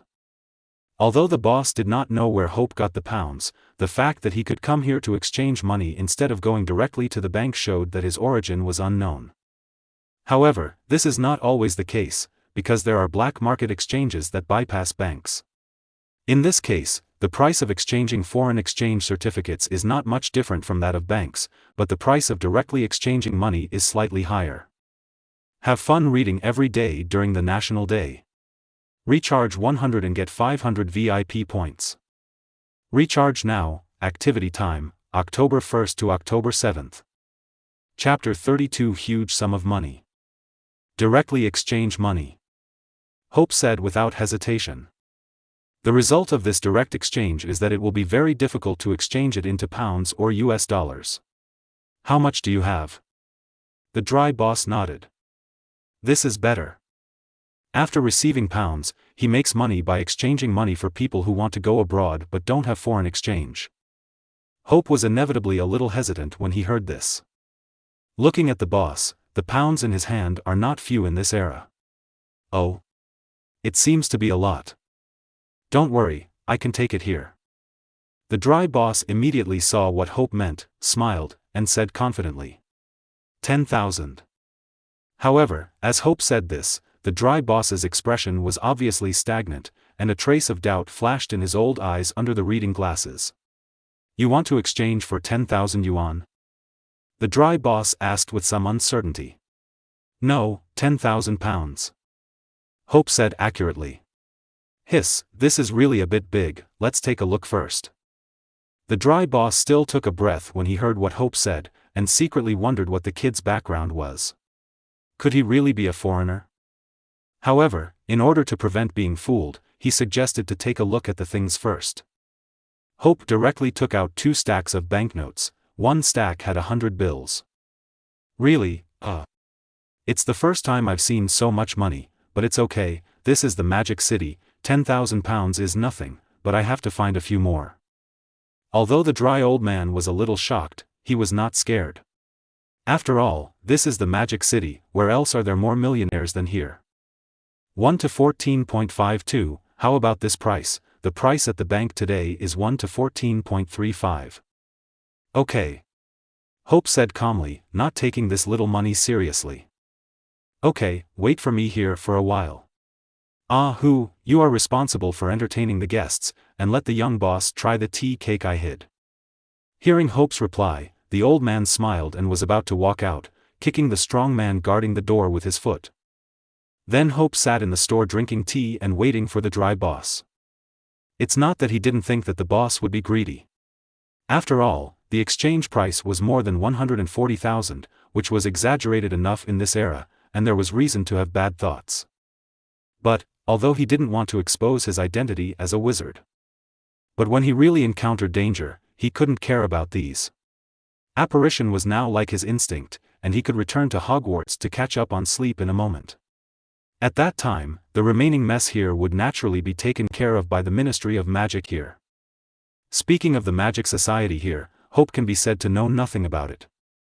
Even if Hope's father in this life came from the Magic Society here, he could actually be regarded as a wizard here. But he really didn't know anything. Hanny never talked to him about this. Even if he asked, Hanny would avoid talking about it. But even if she didn't say it, he could probably guess a thing or two. His hometown also signed the International Statute of Secrecy, which means that the wizard and muggle worlds are completely isolated. They must be hiding somewhere, living a life in a paradise.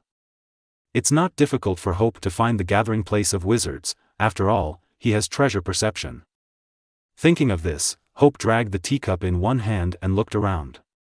In an instant, he entered the treasure perception, and the whole world was shrouded in fluorescence. Then he began to exclude the treasures of the Muggle society, and the whole world suddenly became much quieter. However, treasure perception is only the perception of treasures, not maps. He can sense the specific direction of the treasure and how far it is from him, but he can't mark it on the map. Unless the positioning of apparition is added. The two characteristics are combined in an instant, and a 3D planet is constructed in his mind, and many fluorescent lights can be seen on the planet. As his mind moved, the planet suddenly pulled closer, and only the vast land of his hometown emerged. There are fluorescent lights in various places on the basic map, but most of them are dots, but in some places there are many fluorescent lights. He guessed that there should be a gathering place for wizards. In fact, there are quite a few of these gathering places, who made his hometown have a large family and a wide land. Gathering places also have different sizes. Hope focused his attention on these relatively large gathering places. After a slight count, he found that there were as many as 6. What surprised him the most was that he saw that the largest gathering place was actually in the capital, and there was also one in the Magic City. The remaining 4, one each in the central, coastal, southwest, and northwest. Hope originally thought that the gathering place would be set up in some remote places. Now think about it, maybe wizards also have to live. Although they are isolated from the world, they can't really be isolated from the world. There is one in the Magic City, and it is not far from here. Hope couldn't help but take a sip of hot tea. Should he go and have a look? There are actually some risks in rashly stepping into an unfamiliar place, especially since Hope is a stowaway and has not reported anything. After thinking about it, he decided not to move for the time being, at least until the progress of fusing the fire dragon is improved. Although it will not be able to attack magic by then, it will be difficult to break the defense at least. Hope is still somewhat confident about the system. Hope waited for an hour, and he was a little impatient. He almost thought that the boss was arrested and could not come back. The dry boss finally appeared, with a few people, who looked like bodyguards. As soon as he came in, his eyes flew around, and finally fell on Hope. "Sorry for the wait, little boss. It will take some time to find all the $100 bills." The dry boss was sweating and panting. He was holding a white woven bag in his hand, which looked quite heavy. Then the dry boss waved to the strong man named Ah Hu. Ah Hu immediately walked to the door of the store and pulled it down. The whole store suddenly became much darker. Hope narrowed his eyes slightly and looked at Ah Hu. However, the door of the store was not completely closed, but left a gap of 1/3. He almost thought that the woven bag contained nothing else but a machete. With the perception of treasures, he knew that there was indeed money in it. "Forgive me, little boss. After all, these are not small numbers, and there is no need to worry about being disturbed."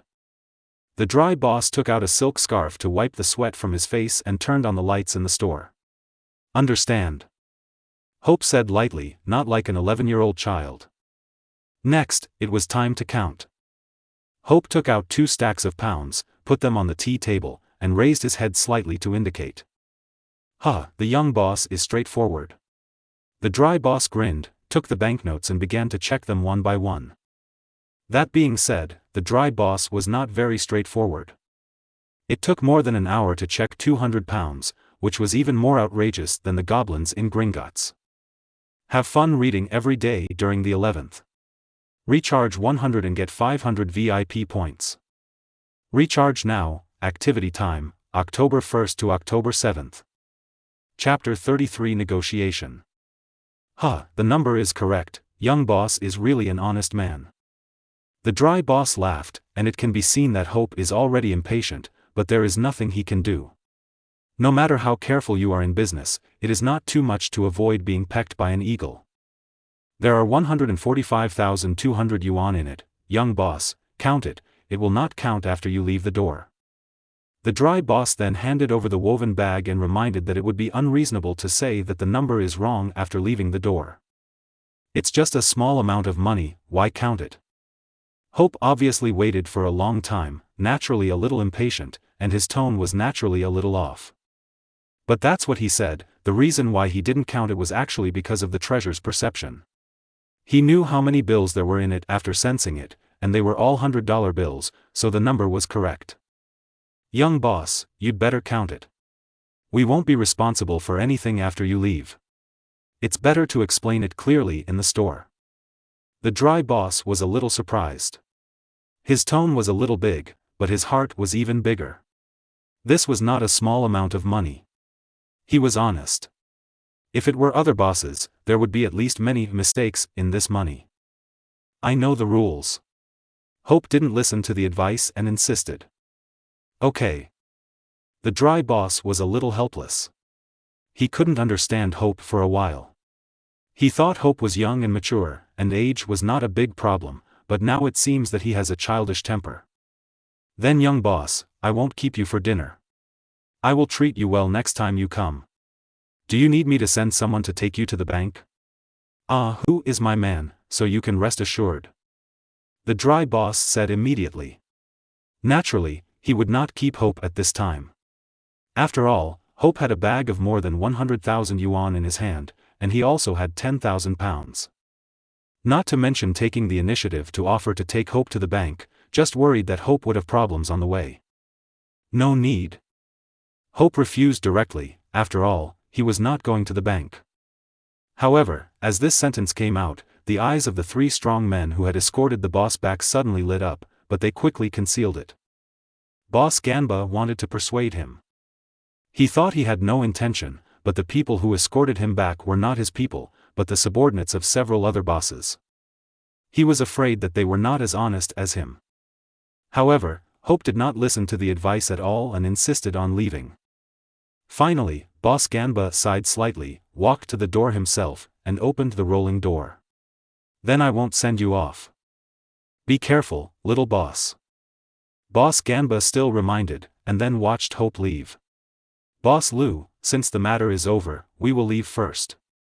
When the 3 strong men saw Hope leave, they said goodbye to Boss Ganba. The anxious expressions of these 3 people were almost written on their faces. How could Boss Ganba not know what they wanted to do, and immediately stopped the 3 people. I'll help you get to the west. The little money I have is from your boss. If you leave and I get robbed, who will be responsible? The boss said righteously. His words made sense, which immediately made several people hesitate. Finally, several people had no choice but to stay, but one of them looked at a figure passing by outside the store, and his eyes flashed slightly. Hope just walked on the street with a woven bag in his hand, and slung the woven bag on his back, walking on the turbulent street. Who would have thought that a child would carry a huge sum of 140,000 yuan in a woven bag, so Hope was not worried at all that these people on the road could see anything. Of course, these passers-by didn't know, but it didn't mean that someone didn't know. Hope didn't know if anyone was following him and was going to take risks, but based on his understanding of human nature, he could boldly assume that there was, even if it was just his own paranoia, it was better than being robbed. He finally chose to come to a nearby community, where a commercial building had been built, but it was not as high as the future. Just as he walked into the building unit and stepped onto the first floor stairs and turned the corner, his figure disappeared instantly. He appeared again in the same building of a certain building, sitting on the rooftop with a woven bag casually, overlooking the scenery of the Magic City. If someone really wants to get him, it will be a long time. The people in that unit will have to check every household, or wait for him outside the unit for a lifetime. Hope then took out a purse from his pocket and stuffed the stacks of money in the woven bag into the purse. After the expansion of his traceless extension spell, it was easy to put in this little money, and there was not much. He put all the money in and was about to throw away the woven bag in his hand. At this moment, he suddenly stopped and stared at the woven bag in his hand. There was no text or pattern on the woven bag, and the quality was pretty good. It could be used as a purse.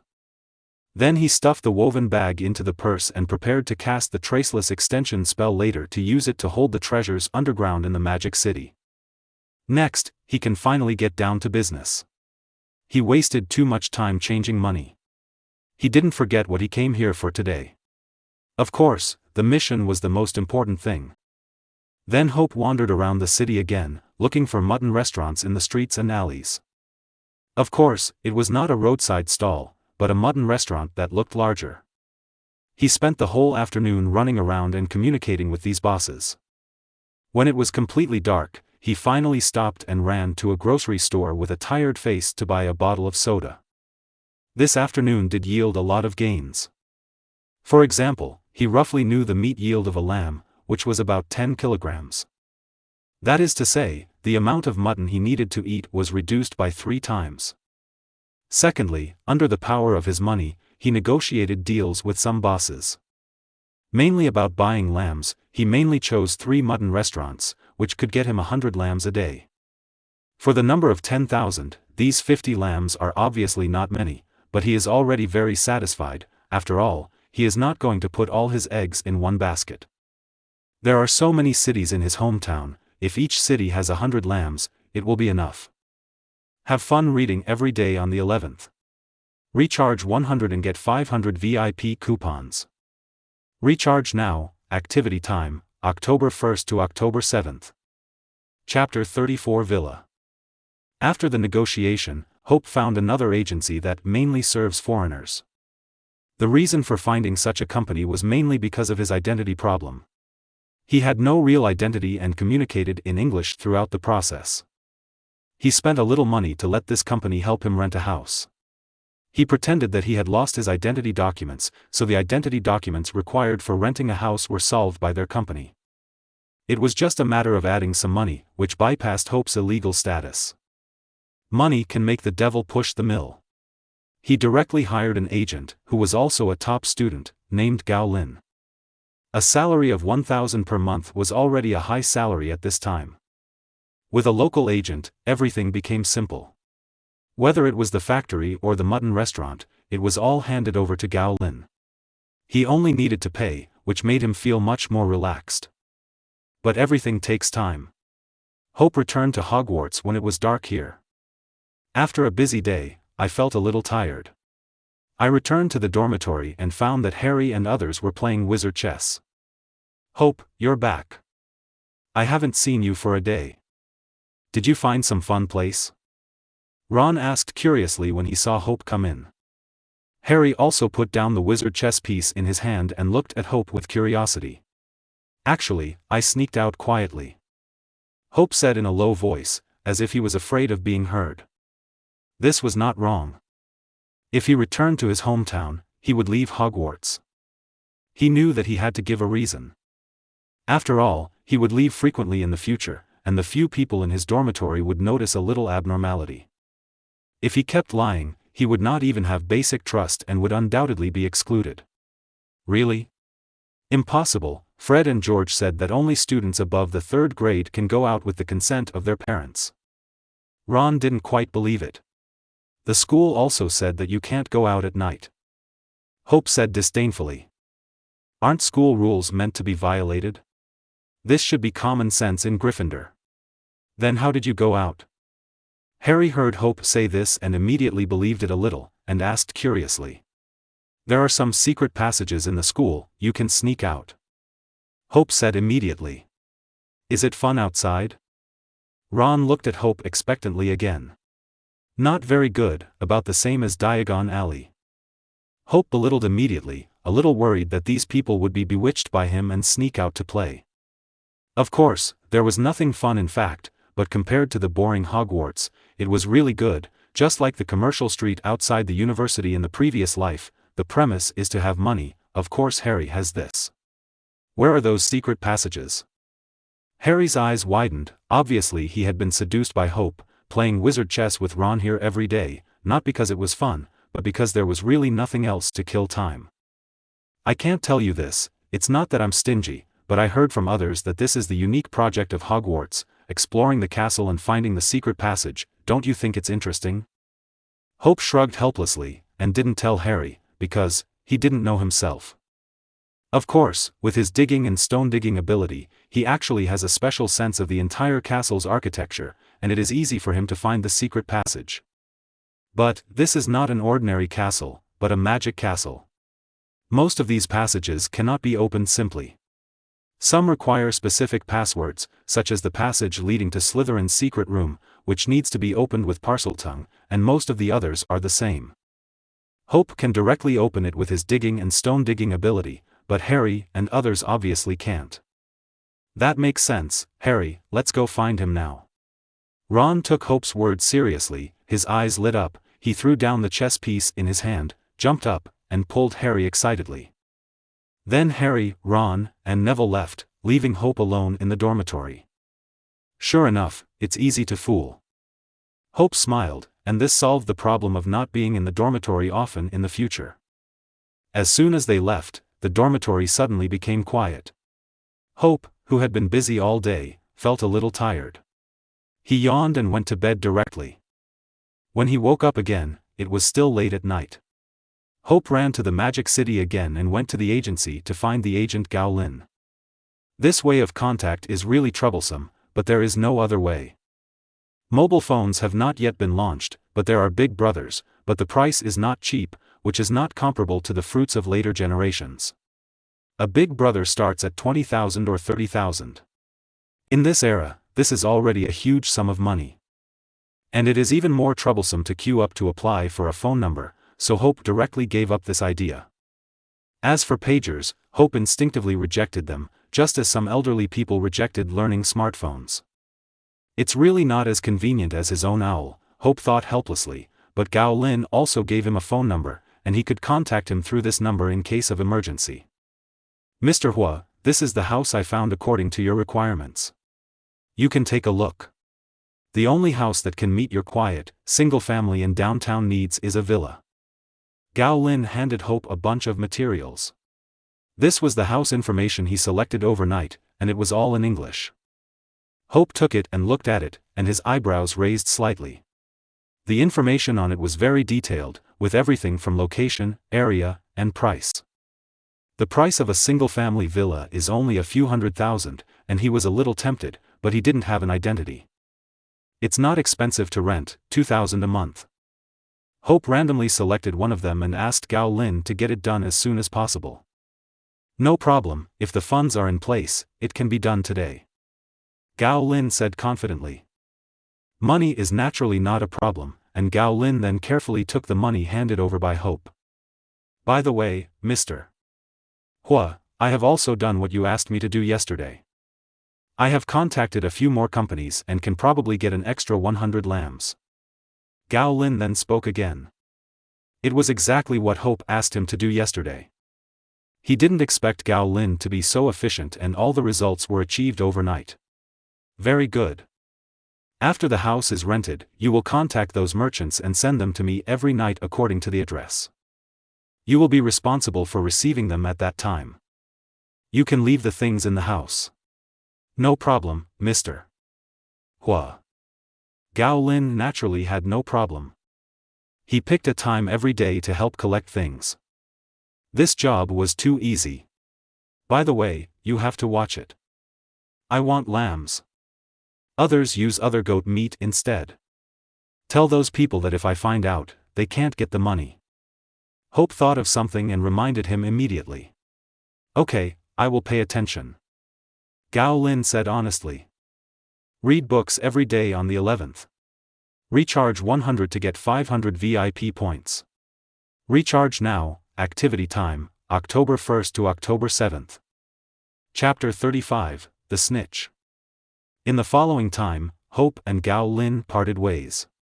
Gao Lin took his money to do business, and he wandered around the Magic City. Like a tourist, wandering around, fortunately he had money in his pocket, and he would never feel sorry for the money when he met something he was interested in. Life here is definitely more interesting than Hogsmeade Village. When the sun was about to set, Hope returned to the agency. Sure enough, Gao Lin had already taken care of the rental of the house, and he could even move in on the same day. Come on, Mr. Hua, I'll take you there to have a look. Gao Lin said excitedly, and he was about to pull Hope over. When they got downstairs, Gao Lin pushed a motorcycle that he had borrowed from somewhere and drove Hope to the villa. It took a long time to drive to the villa. There are all kinds of villas around here. In terms of geographical location, it is close to the suburbs, but not too far from the city. Hope saw the villa he rented with his own eyes. Gao Lin was like a real estate agent, holding a pair of keys in his hand, and introduced it to Hope. The style of this villa is more similar to that of foreign countries, which is not new to Hope, as he has seen too many of them. Mr. Hua, according to your request, today's lambs should be delivered soon. I have already told them the address here, but there should be only 100 lambs today, and it will increase to 200 lambs starting tomorrow. After introducing the layout of the villa, Gao Lin said to Hope. Although he was a little curious about why Hope did this, based on his professional ethics and a monthly salary of 1,000, he naturally would not ask. Well, okay. Hope nodded slightly, very satisfied. The lamb he wanted was not the whole lamb, but only the meat, or the cooked lamb slices. Sure enough, not long after, the people from the mutton restaurant rode a pedal tricycle with a cart of mutton and carried the mutton in the iron basin to the villa. There were 3 restaurants, and with Gao Lin's prior contact, they all delivered the lambs at almost the same time, so he didn't have to wait too long. 100 lambs, nearly 1,000 pounds of boiled lamb, were piled up in the villa. Then Hope sent Gao Lin away, closed the door, and started to solve the problem. He grabbed the cooled lamb slices in the iron basin and stuffed them directly into his mouth. Before they completely entered his mouth, they were already swallowed and decomposed. There was no one else present, and Hope swallowed quickly. If his mouth was not too small, he would have poured it directly. In fact, it didn't take long, and the 1,000 pounds went into his stomach. And his progress in fusing the fire dragon suddenly increased by more than 100 points. Feeling such progress, Hope was very happy. At the number of 200 lambs per day, it would only take more than a month to completely fuse the fire dragon, which was fast enough. He could even be faster. He planned to go to the capital next weekend and find an agent to finalize the matter. He believed that the lamb they could provide would not be less, and the time for fusing the fire dragon would be shortened again. Of course, the money issue should also be put on the agenda. 2,000 kilograms of mutton every day means that he has to spend 7,000 yuan every day, and the 140,000 yuan in his pocket will not last long. After finishing the things here, he did not stay and went straight back to Hogwarts. No matter how glorious he was outside, he still had to do his homework. It was as difficult as ever. Apart from the homework for charms, there was really no way to do other homework. In the end, he had to shamelessly run to the library with his homework, and sure enough, he found Hermione, who was still doing her homework on the weekend. Although Hermione's personality was not very likable now, she was still conscientious and responsible in the face of her classmates' humble questions, but she was a little long-winded. She wanted to elaborate on the answer to an assignment, and Hope just wanted to hear the answer, but in Hermione's mouth, the effective ingredient was only 20%.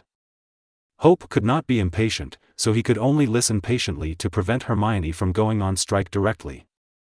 As for Harry and the others, they disappeared for an entire afternoon. They were obviously deceived by what he said yesterday, and they were still looking for secret passages everywhere.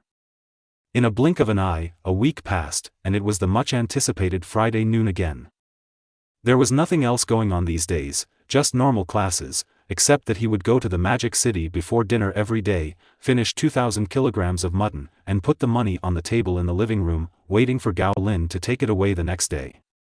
Harry and the others have been looking for the secret room these days, but it only lasted for a few days. After that, they gave up this stupid behavior and turned their attention to Hope, hoping to get the location of the secret passage from him. Hope also tried his best to temporarily evade it through some words, but the effect was getting worse and worse. "Hope, do you want it in the afternoon?" Ron couldn't wait to ask as soon as he came out of the auditorium. Even Harry did the same. Looking at the expectant eyes of the two, Hope had a slight headache. It seemed that he could no longer hide it. "I felt that if I didn't give the location of the secret passage, the two would stare at him all afternoon, and he didn't have to go to the Magic City." Before he could say anything, a voice suddenly interrupted. "You are seriously violating the school rules.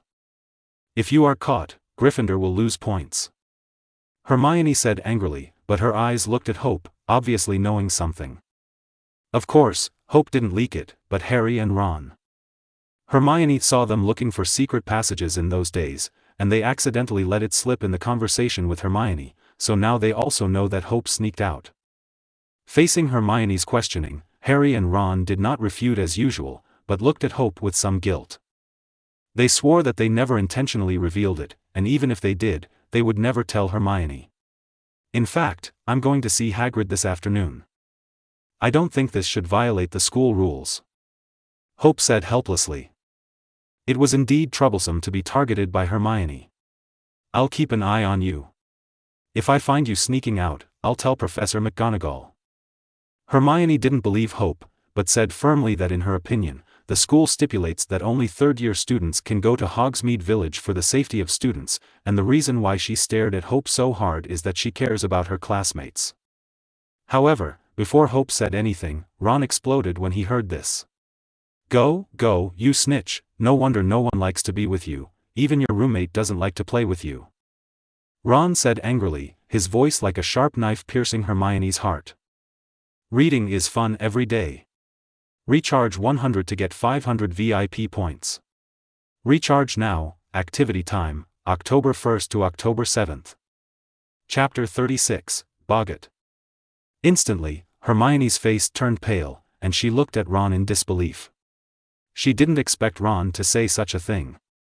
Her eyes turned red, and she bit her lips tightly. Without saying another word, she turned around and left quickly. Seeing this, Hope covered her forehead helplessly. As the saying goes, the truth hurts the most. Now the atmosphere of Gryffindor College is like this. Although Hermione has earned a lot of college points for Gryffindor, it is useless. No one will be grateful for it. Instead, it is Hermione's uniqueness that makes her often alone. But even if it is the truth, it shouldn't be said like this. Hope looked at Ron speechlessly. It's Friday now, and Ron didn't think about the homework at all. Without Hermione, who in the whole college would lend you homework? Harry had to say it. After all, looking at Hermione's performance, you can see how hurtful this is. It is. Ron's face was also a little flustered, but he still said it stubbornly. Hope, let's go to Hagrid's place together this afternoon. I haven't seen Hagrid for a long time. Hope naturally did not object, and he was looking forward to it. He received a letter from Hagrid in the morning, telling him that the powder of Boggart had been obtained, which meant that he could make a new fusion. How could he not be happy? Then they walked out of the castle and headed towards the Forbidden Forest, and soon came to Hagrid's hut. Hagrid warmly entertained them with hot tea and rock cakes that were harder than stones. Harry and Ron could see from their faces how much effort they put into dealing with the rock cakes in their hands, while Hope, in contrast, had no expression on his face. In the eyes of Harry and Ron, who were incredulous, he bit the rock cake in one mouth. "Hope, this is what you want." Hagrid took out a glass jar with a pile of ashes in it. "What is this?" Harry asked curiously, and Hagrid immediately explained. Hope took the glass jar in his hand, and his mood was inevitably a little fluctuating. He wished he could fuse the boggart right now. In fact, he did so. Hagrid was chatting with Harry and Ron. He gently opened the lid, stretched out 3 fingers, and grabbed a small handful from inside. Fusion. The next moment, the small handful of ash in his hand disappeared without a trace, and Hagrid and others on the side obviously did not find anything unusual. Detected a fusionable item, and started the analysis task. Current fusion item, boggart. Analysis difficulty, C level. Analysis progress, January 2000. Currently extracted characteristics, 1. Self-transformation. Self-transformation, able to transform one's body into any shape. Note, the degree of this characteristic is linked to the analysis progress. When the analysis is completed, the 10,000 times characteristic can be obtained. Looking at the content on the system, Hope smiled sincerely. As he expected, he directly mastered the ability to transform, but unfortunately he could only transform himself. Then he checked the exclusive task of fusing boggart. Exclusive mission, prank. Use self-transformation to play a prank on wizards. This mission can be repeated. Each time you complete it, you will get 1 progress point. This progress point can only be used to fuse boggart. Hope understood this exclusive task at once. Isn't it just to scare people like boggart? But, he frowned slightly.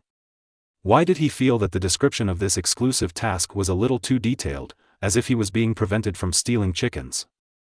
I don't know if it was an illusion. In any case, the exclusive task is already like this, and he can't change it. He can only think of a way to complete it. This time, it is also specifically specified that the target of the prank must be a wizard. If it is just that, it would be fine. He can use some means to play pranks, such as the characteristics of digging soil and digging stones. The Slytherin College common room is under Hogwarts, where he can perfectly use the characteristics of digging soil and digging stones. It is easy to play with Slytherin students. But now he was required to use the self-transfiguration feature, which meant that he had to actually show up in front of the wizard, which was a bit. Hope couldn't help but rub his brows. No matter what, the task had to be completed. Although the difficulty of this analysis was only C level, the progress points were 2,000 points, only 3,000 points less than the B level difficulty. If he relied on the progress points that automatically increased every day, it would take a full 5 years, and he obviously couldn't wait. Perhaps he could rely on apparition and self-transfiguration to scare people. Hope soon had an idea in his mind, but just for this, pretending to be a ghost 2,000 times was a lot of work. He touched his chin and pondered, wondering if scaring multiple wizards at a time would be considered as completing multiple tasks. We still have to try it to know the details. He immediately retracted his thoughts and chatted with Hagrid and the others while drinking hot tea and eating rock cakes. As for his hometown, he was not in a hurry. Anyway, it was dark now. He decided to go to the capital tomorrow and select an agent like the Magic City to speed up the progress of fusing the fire dragon. It was almost dinner time when several people left Hagrid's hut. "Hope, will you sneak out tomorrow?" Ron obviously had not forgotten about this matter and asked. "Well, since you don't plan to experience the joy of finding the secret passage by yourself, I will take you there after dinner, but I have to go to the bathroom first." Hope shrugged his shoulders. He had to make up for his lie no matter how hard he tried. But if Harry and Ron really experienced real happiness, they would often linger in the future. And they even told Hermione about the secret passage, so how could he not worry that this matter would eventually affect him? In this case, the first experimental subject of the exclusive task would be used on his 2 playful roommates. While he was going to the bathroom, Hope had actually used his teleportation to run to the villa in the Magic City. And after these few days of experience, he already knew how to quickly and conveniently solve the 2,000 kilograms of mutton. Hope opened his mouth, revealing his neat teeth, and then the mutton in the iron basin on the ground lined up and rushed into his mouth, continuously, and was completely decomposed at the entrance. The swallowing characteristic plus the survival skill characteristic made it take him less than 10 minutes to finish the 2,000 kilograms of mutton. The reason why the mutton was able to line up in an orderly manner was naturally the flying curse. Soon Hope walked out of the toilet and walked towards the auditorium with Harry Ron, who was waiting for him. Although he no longer needed to eat, he would never miss breakfast, lunch and dinner, because he was afraid that not showing up for meals many times would arouse other suspicion. Have fun reading every day on the 11th. Recharge 100 to get 500 VIP points. Recharge now. Activity time, October 1st to October 7th. Chapter 37 Roommate. While having dinner in the hall, I didn't see Hermione the whole time, but I heard from her roommate that Hermione cried. Both Harry and Ron were a little uneasy when they heard the news. Hope didn't feel anything. After all, he didn't say anything. Maybe we should apologize to Hermione. After dinner, Harry couldn't help but say. Why, I'm telling the truth. Ron said stubbornly, but his voice seemed a little unsure. What do you think, Hope? Harry then looked at Hope. Hope was stunned for a moment. What does this have to do with him? But he still said what Harry meant. Indeed, I think you should apologize to Hermione. After all, you shouldn't have finished your homework this week. Hope nodded solemnly and took himself out. The two of them changed their faces when they heard it, and only then did they remember the importance of Hermione. Let's talk about it tomorrow. Don't we have something important to do tonight? Ron immediately changed his mind and agreed to apologize to Hermione, but it would be tomorrow's matter. Well, it's okay to be late for one day. The two of them suddenly showed a hint of excitement, and put Hermione's matter behind their minds. Hope shook his head, but still took them to find the secret passage. Finally, under Hope's leadership, they came to the corridor on the 3rd floor and stopped in front of a wall. Is it here? Harry asked curiously. It was hard to imagine that the secret passage leading to the outside of the school would be set up in the corridor. Hope did not answer, but pulled out his wand from his sleeve and then tapped on the wall. However, in Harry and Ron's expectant eyes, the wall did not change at all. Ahem, obviously it's not here. Hope used coughing to cover up his embarrassment. In fact, there was indeed a secret passage behind it leading to Hogsmeade Village, but he didn't know the password. He just came to try his luck and see if he needed a password. Then he continued to lead Harry and Ron to the next place. However, after walking to a few more places, they were all disappointed. There are really few secret passages that do not require passwords. Harry and Ron looked at Hope with a hint of suspicion. Finally, Hope went down the stairs to the basement, into a dark utility room next to the kitchen, where a mess of things were piled up. As soon as he came in, he felt the dust inside rise as they opened the door. Hope couldn't help but wave his hand in front of his nose, trying to disperse the dust that had entered his nasal cavity. Ahem, Hope. Are you sure it's here? It looks like no one has been here for a long time. Harry coughed under the stimulation of the dust, and was very suspicious. If this was the secret passage that Hope usually used to enter and exit Hogsmeade Village, why did it look like no one had ever been here? I promise, it's here. Hope said with confidence. Fluorescent flashing. Hope took out his wand and cast a spell. A little fluorescence appeared on the wand, illuminating the entire utility room. Before, I actually wanted to take you to find a new secret passage, so that you can experience the fun of exploration, but obviously I didn't find it. Now this secret passage is the one I usually use. Hope explained to the two of them. Of course, it was just another lie to cover up the lie. He assured that the secret passage here would definitely work. If not, at most he could force open the entrance to the secret passage, and he could even create a secret passage here to lead to Hogsmeade Village. Hope came to a wall, his eyes flickered slightly, and he knocked on a slightly protruding wall brick with his wand. A dull sound sounded in an instant, and the wall in front of him really split to both sides. Hope couldn't help but breathe a sigh of relief and pointed to the entrance of the secret passage. "See, I said it was here." Harry and Ron saw this and showed a hint of excitement on their faces. They were a little excited and wanted to step in first. "Oh!" At this moment, Hope suddenly shouted, holding his stomach with one hand, and his face was a little ugly. "What's wrong with you?" Harry couldn't help but ask with concern. "I have a stomachache, I have to go to the toilet," Hope said a little anxiously. "Don't worry about me, I'll find you later." "Okay." Harry and Ron looked at each other. They didn't expect Hope to escape at this time, but they didn't doubt anything. At this time, the adventurous spirit of Gryffindor in their hearts had awakened. Harry took out his wand, cast a fluorescent flash, and took the lead in entering the secret passage, followed by Ron.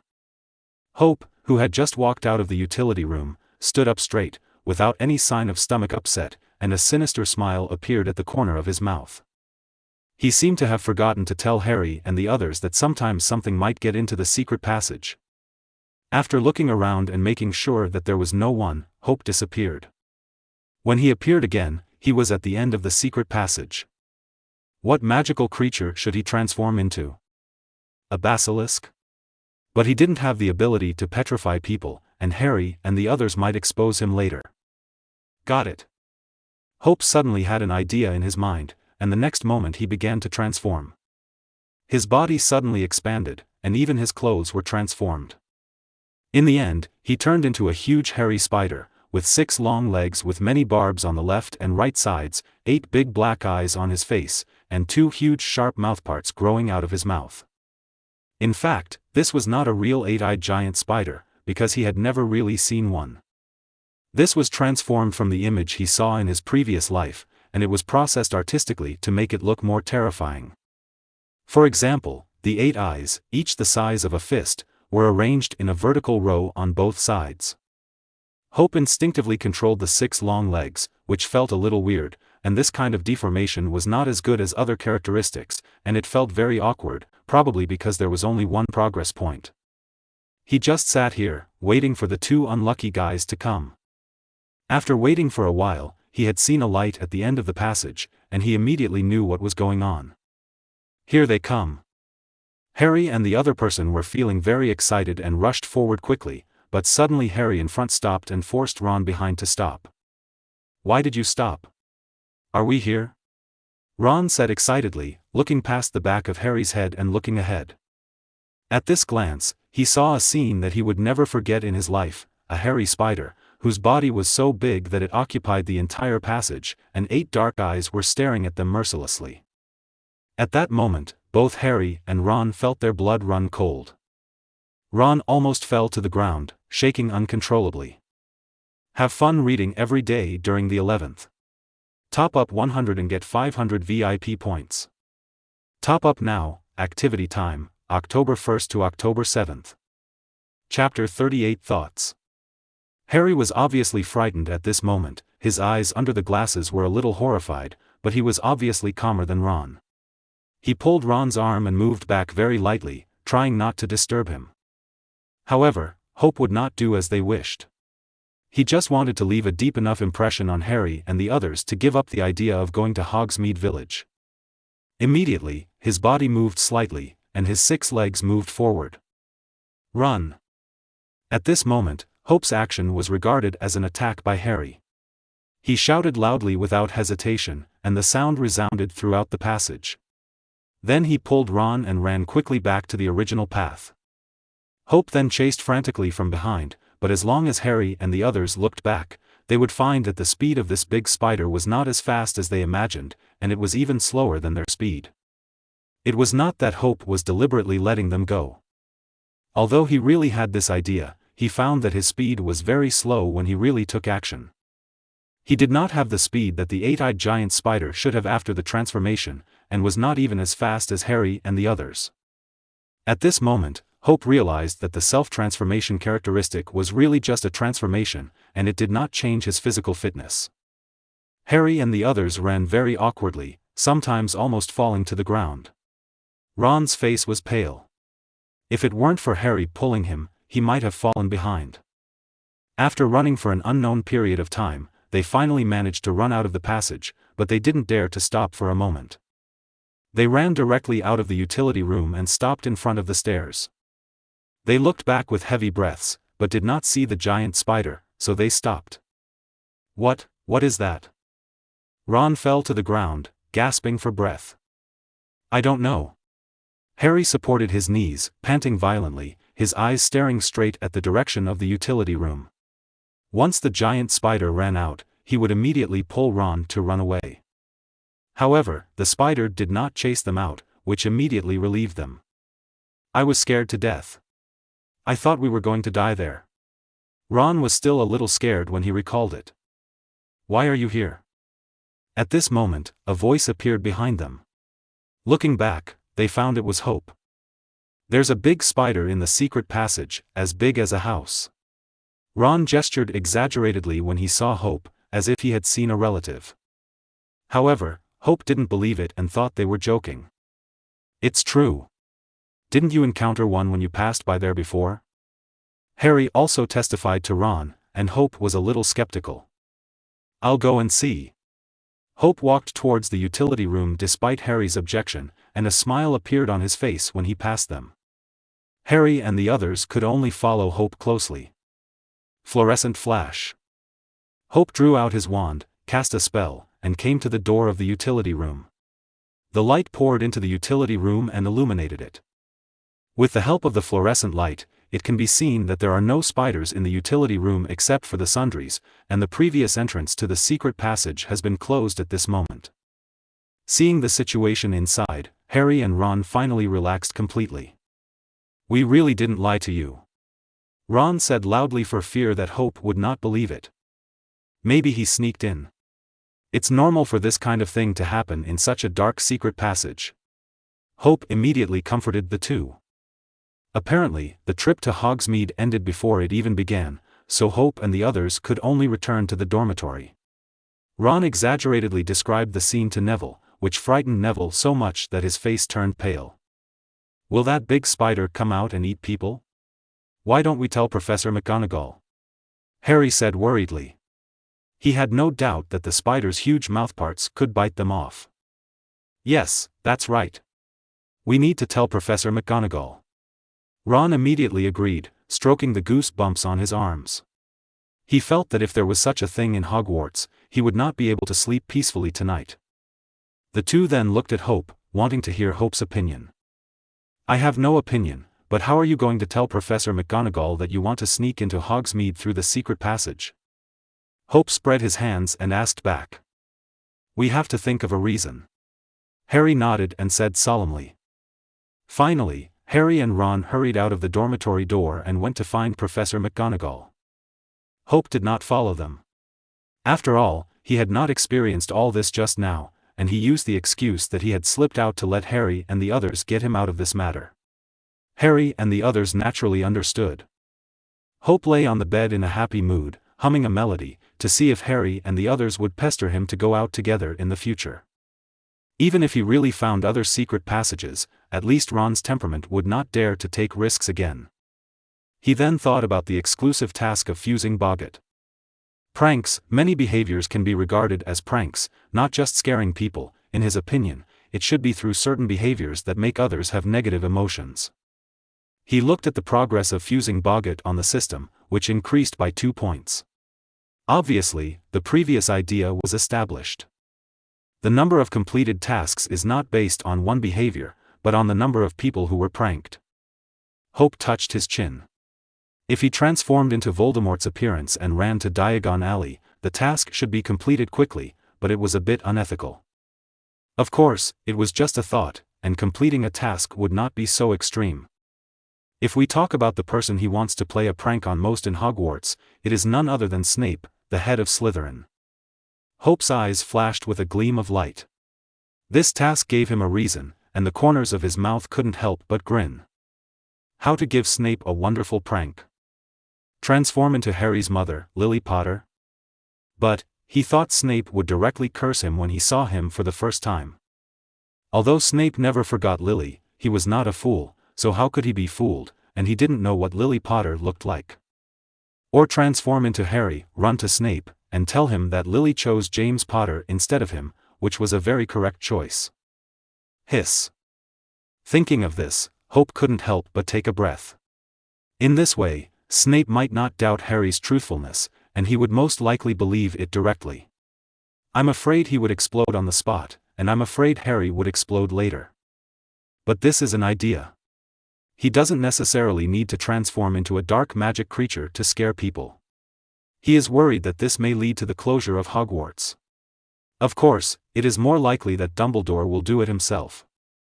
And it is not easy to find if he transforms into a well-known wizard to mess with people's mentality. The key seems to be quite interesting. Have fun reading every day during the National Day. Recharge 100 and get 500 VIP points. Recharge now, activity time, October 1st to October 7th. Chapter 39 Gold Bars. About an hour or two later, Harry and Ron came back from outside, looking frustrated. After asking, I learned that they told Professor McGonagall about this matter, saying that they only found the secret passage by accident.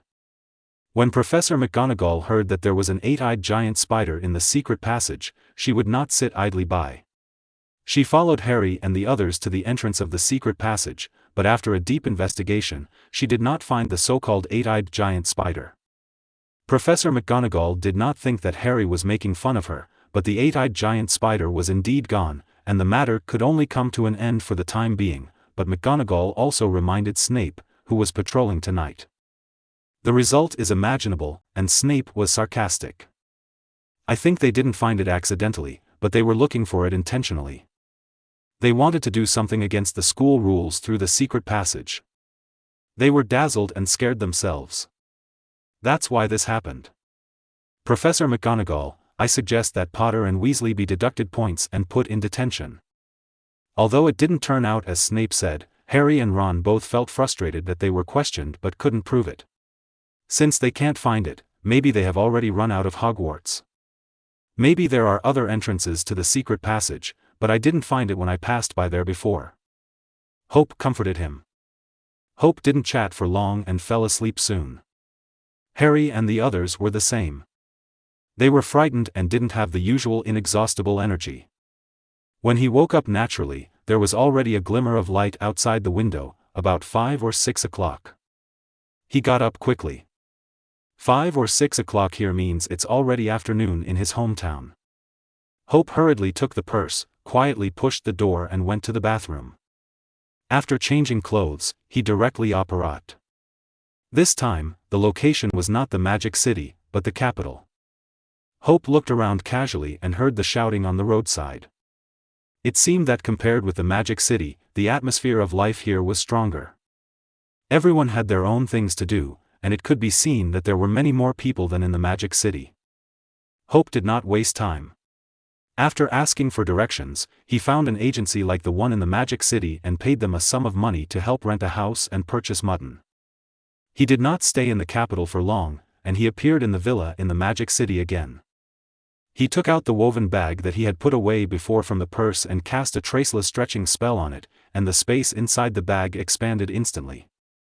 As his mind moved, the tiles under his feet cracked instantly, and continued to sink to the ground, revealing a pit, and his figure continued to fall. Deep underground, Hope opened the mouth of the woven bag and stood there blankly, as if waiting for something. At the same time, the treasures buried deep underground in the Magic City were all wrapped in a ball of soft soil at this moment and began to travel underground. They bypassed the human traces that were also buried deep underground and rushed towards this side from all directions. After a long time, the first thing broke out of the ground. It was a somewhat rotten wooden box, which contained heavy gold bars. The gold was bright and heavy, and it was directly collected when it approached the mouth of the woven bag. This was just the beginning. Many things broke out of the earth from the earth walls on all sides and flew directly into the mouth of the woven bag. The woven bag became more and more bulging. Who would have thought that this ordinary woven bag could contain countless wealth? At first, Hope was a little excited, but as time passed slowly, he became a little numb. When the last thing fell into the bag, Hope finally stopped. The soil under his feet surged up and lifted his body up. In the blink of an eye, he reappeared in the villa. The tiles on the ground did not recover with his digging and stone-digging properties. Hope waved his hand casually and cast a spell to restore the ground. The ground was instantly restored and there was no difference from the beginning. He looked at the woven bag in his hand. As long as he put his head into the bag and cast a fluorescent flash, he could see the things inside piled up in a mess. There was no way. All he could do was cast a traceless extension spell on the woven bag to expand the space of the woven bag to an incredible extent.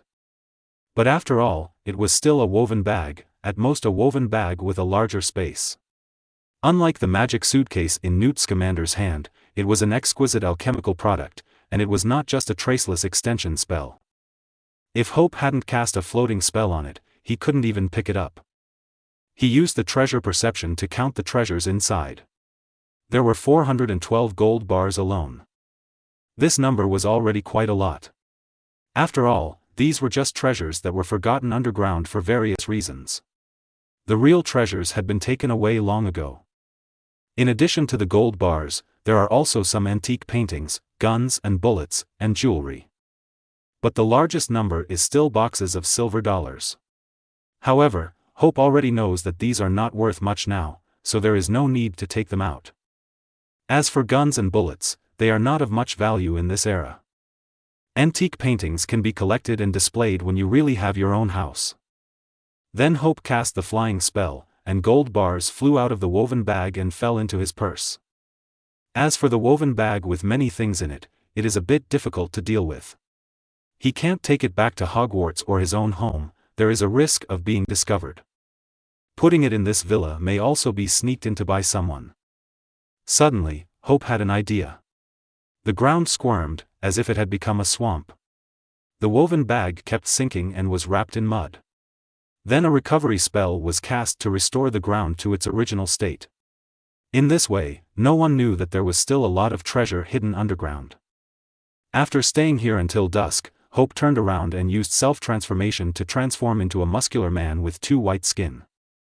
He wore a black vest on his upper body, with obvious muscle lines on his arms and a fierce face.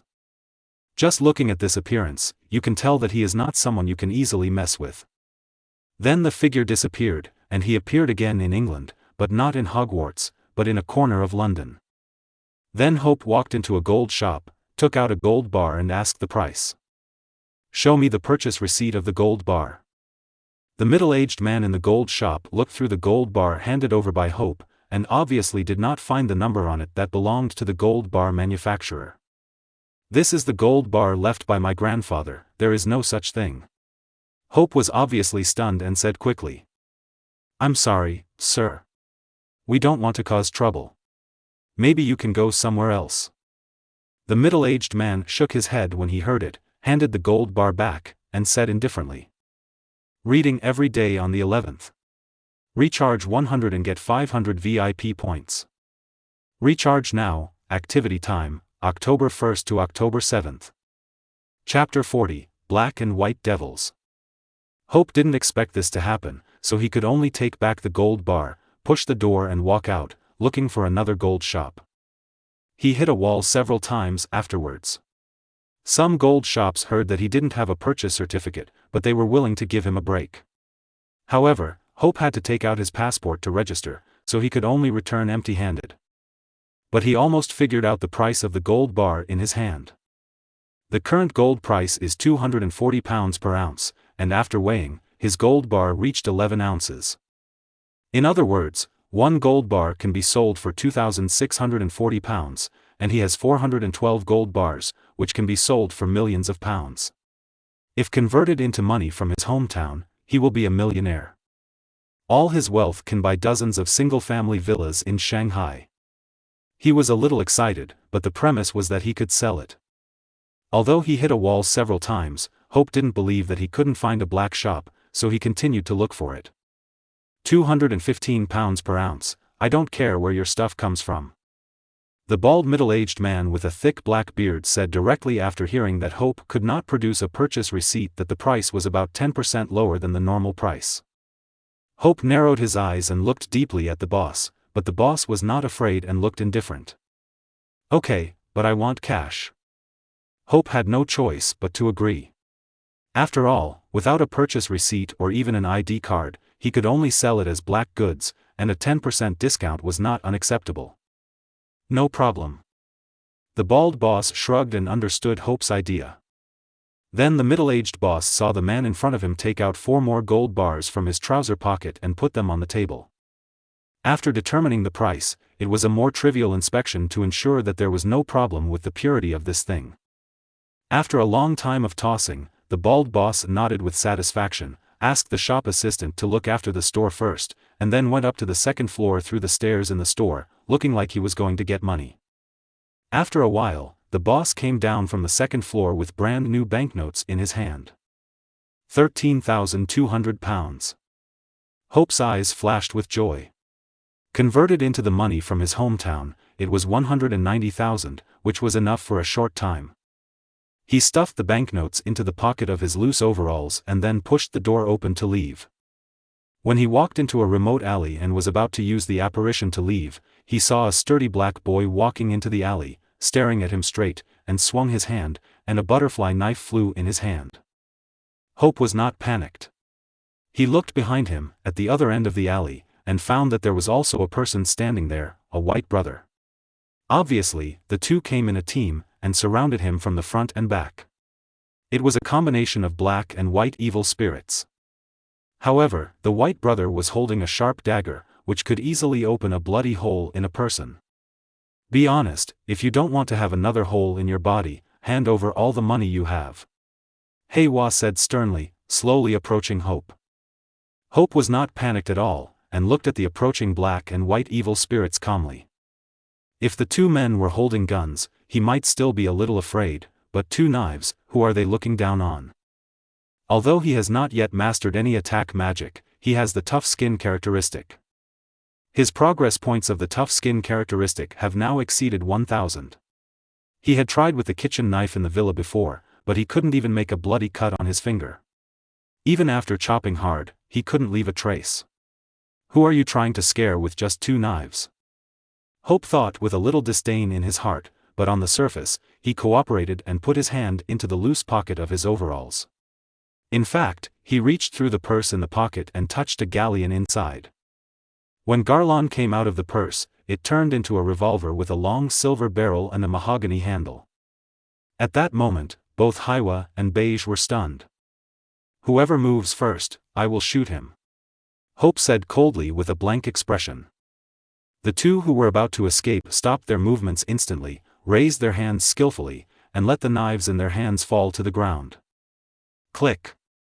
A soft crisp sound rang out, which frightened the two people directly. There was obvious panic in their eyes, and they looked at the revolver in Hope's hand that was already loaded. Don't kill me.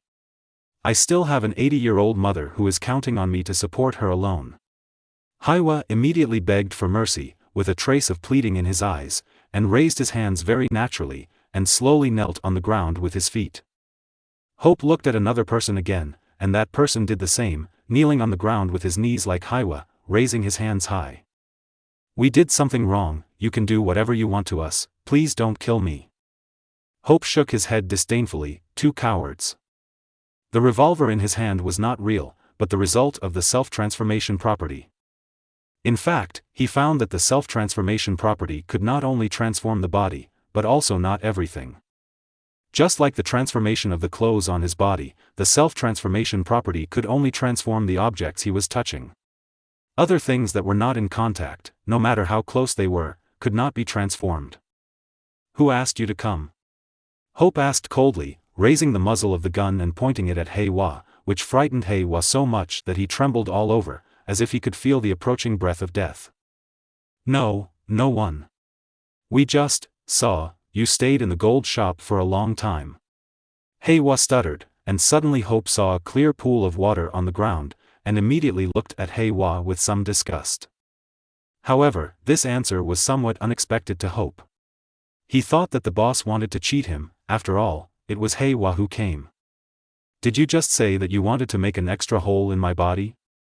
Hope smiled slightly and asked as if chatting. I didn't say that, he did.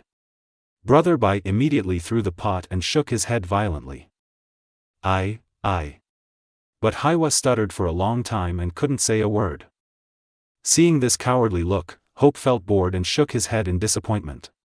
He shook the muzzle of the gun slightly and pointed at the knife on the ground. "Pick up the knife," Hope suddenly said loudly. Frightened, Haiwa hurriedly did as he was told and picked up the butterfly knife on the ground. "I'll give you a chance. Make a hole in your body and I'll let you go," Hope said with a sneer.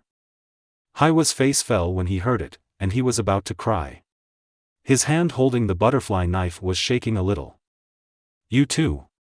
Hope turned his head and looked at Brother Bai, who was watching the show. Seeing that the two of them had not moved for a long time, Hope had a hint of teasing on his face. "Count down to 3. If you don't want to move, I don't mind making a hole in your forehead. Thanks to the little mushroom boss in the ginger soup for the monthly ticket. Reading is fun every day during the National Day. Recharge 100 and get 500 VIP points. Recharge now. Activity time, October 1st to October 7th. You are listening to it in Eugene Light Novels.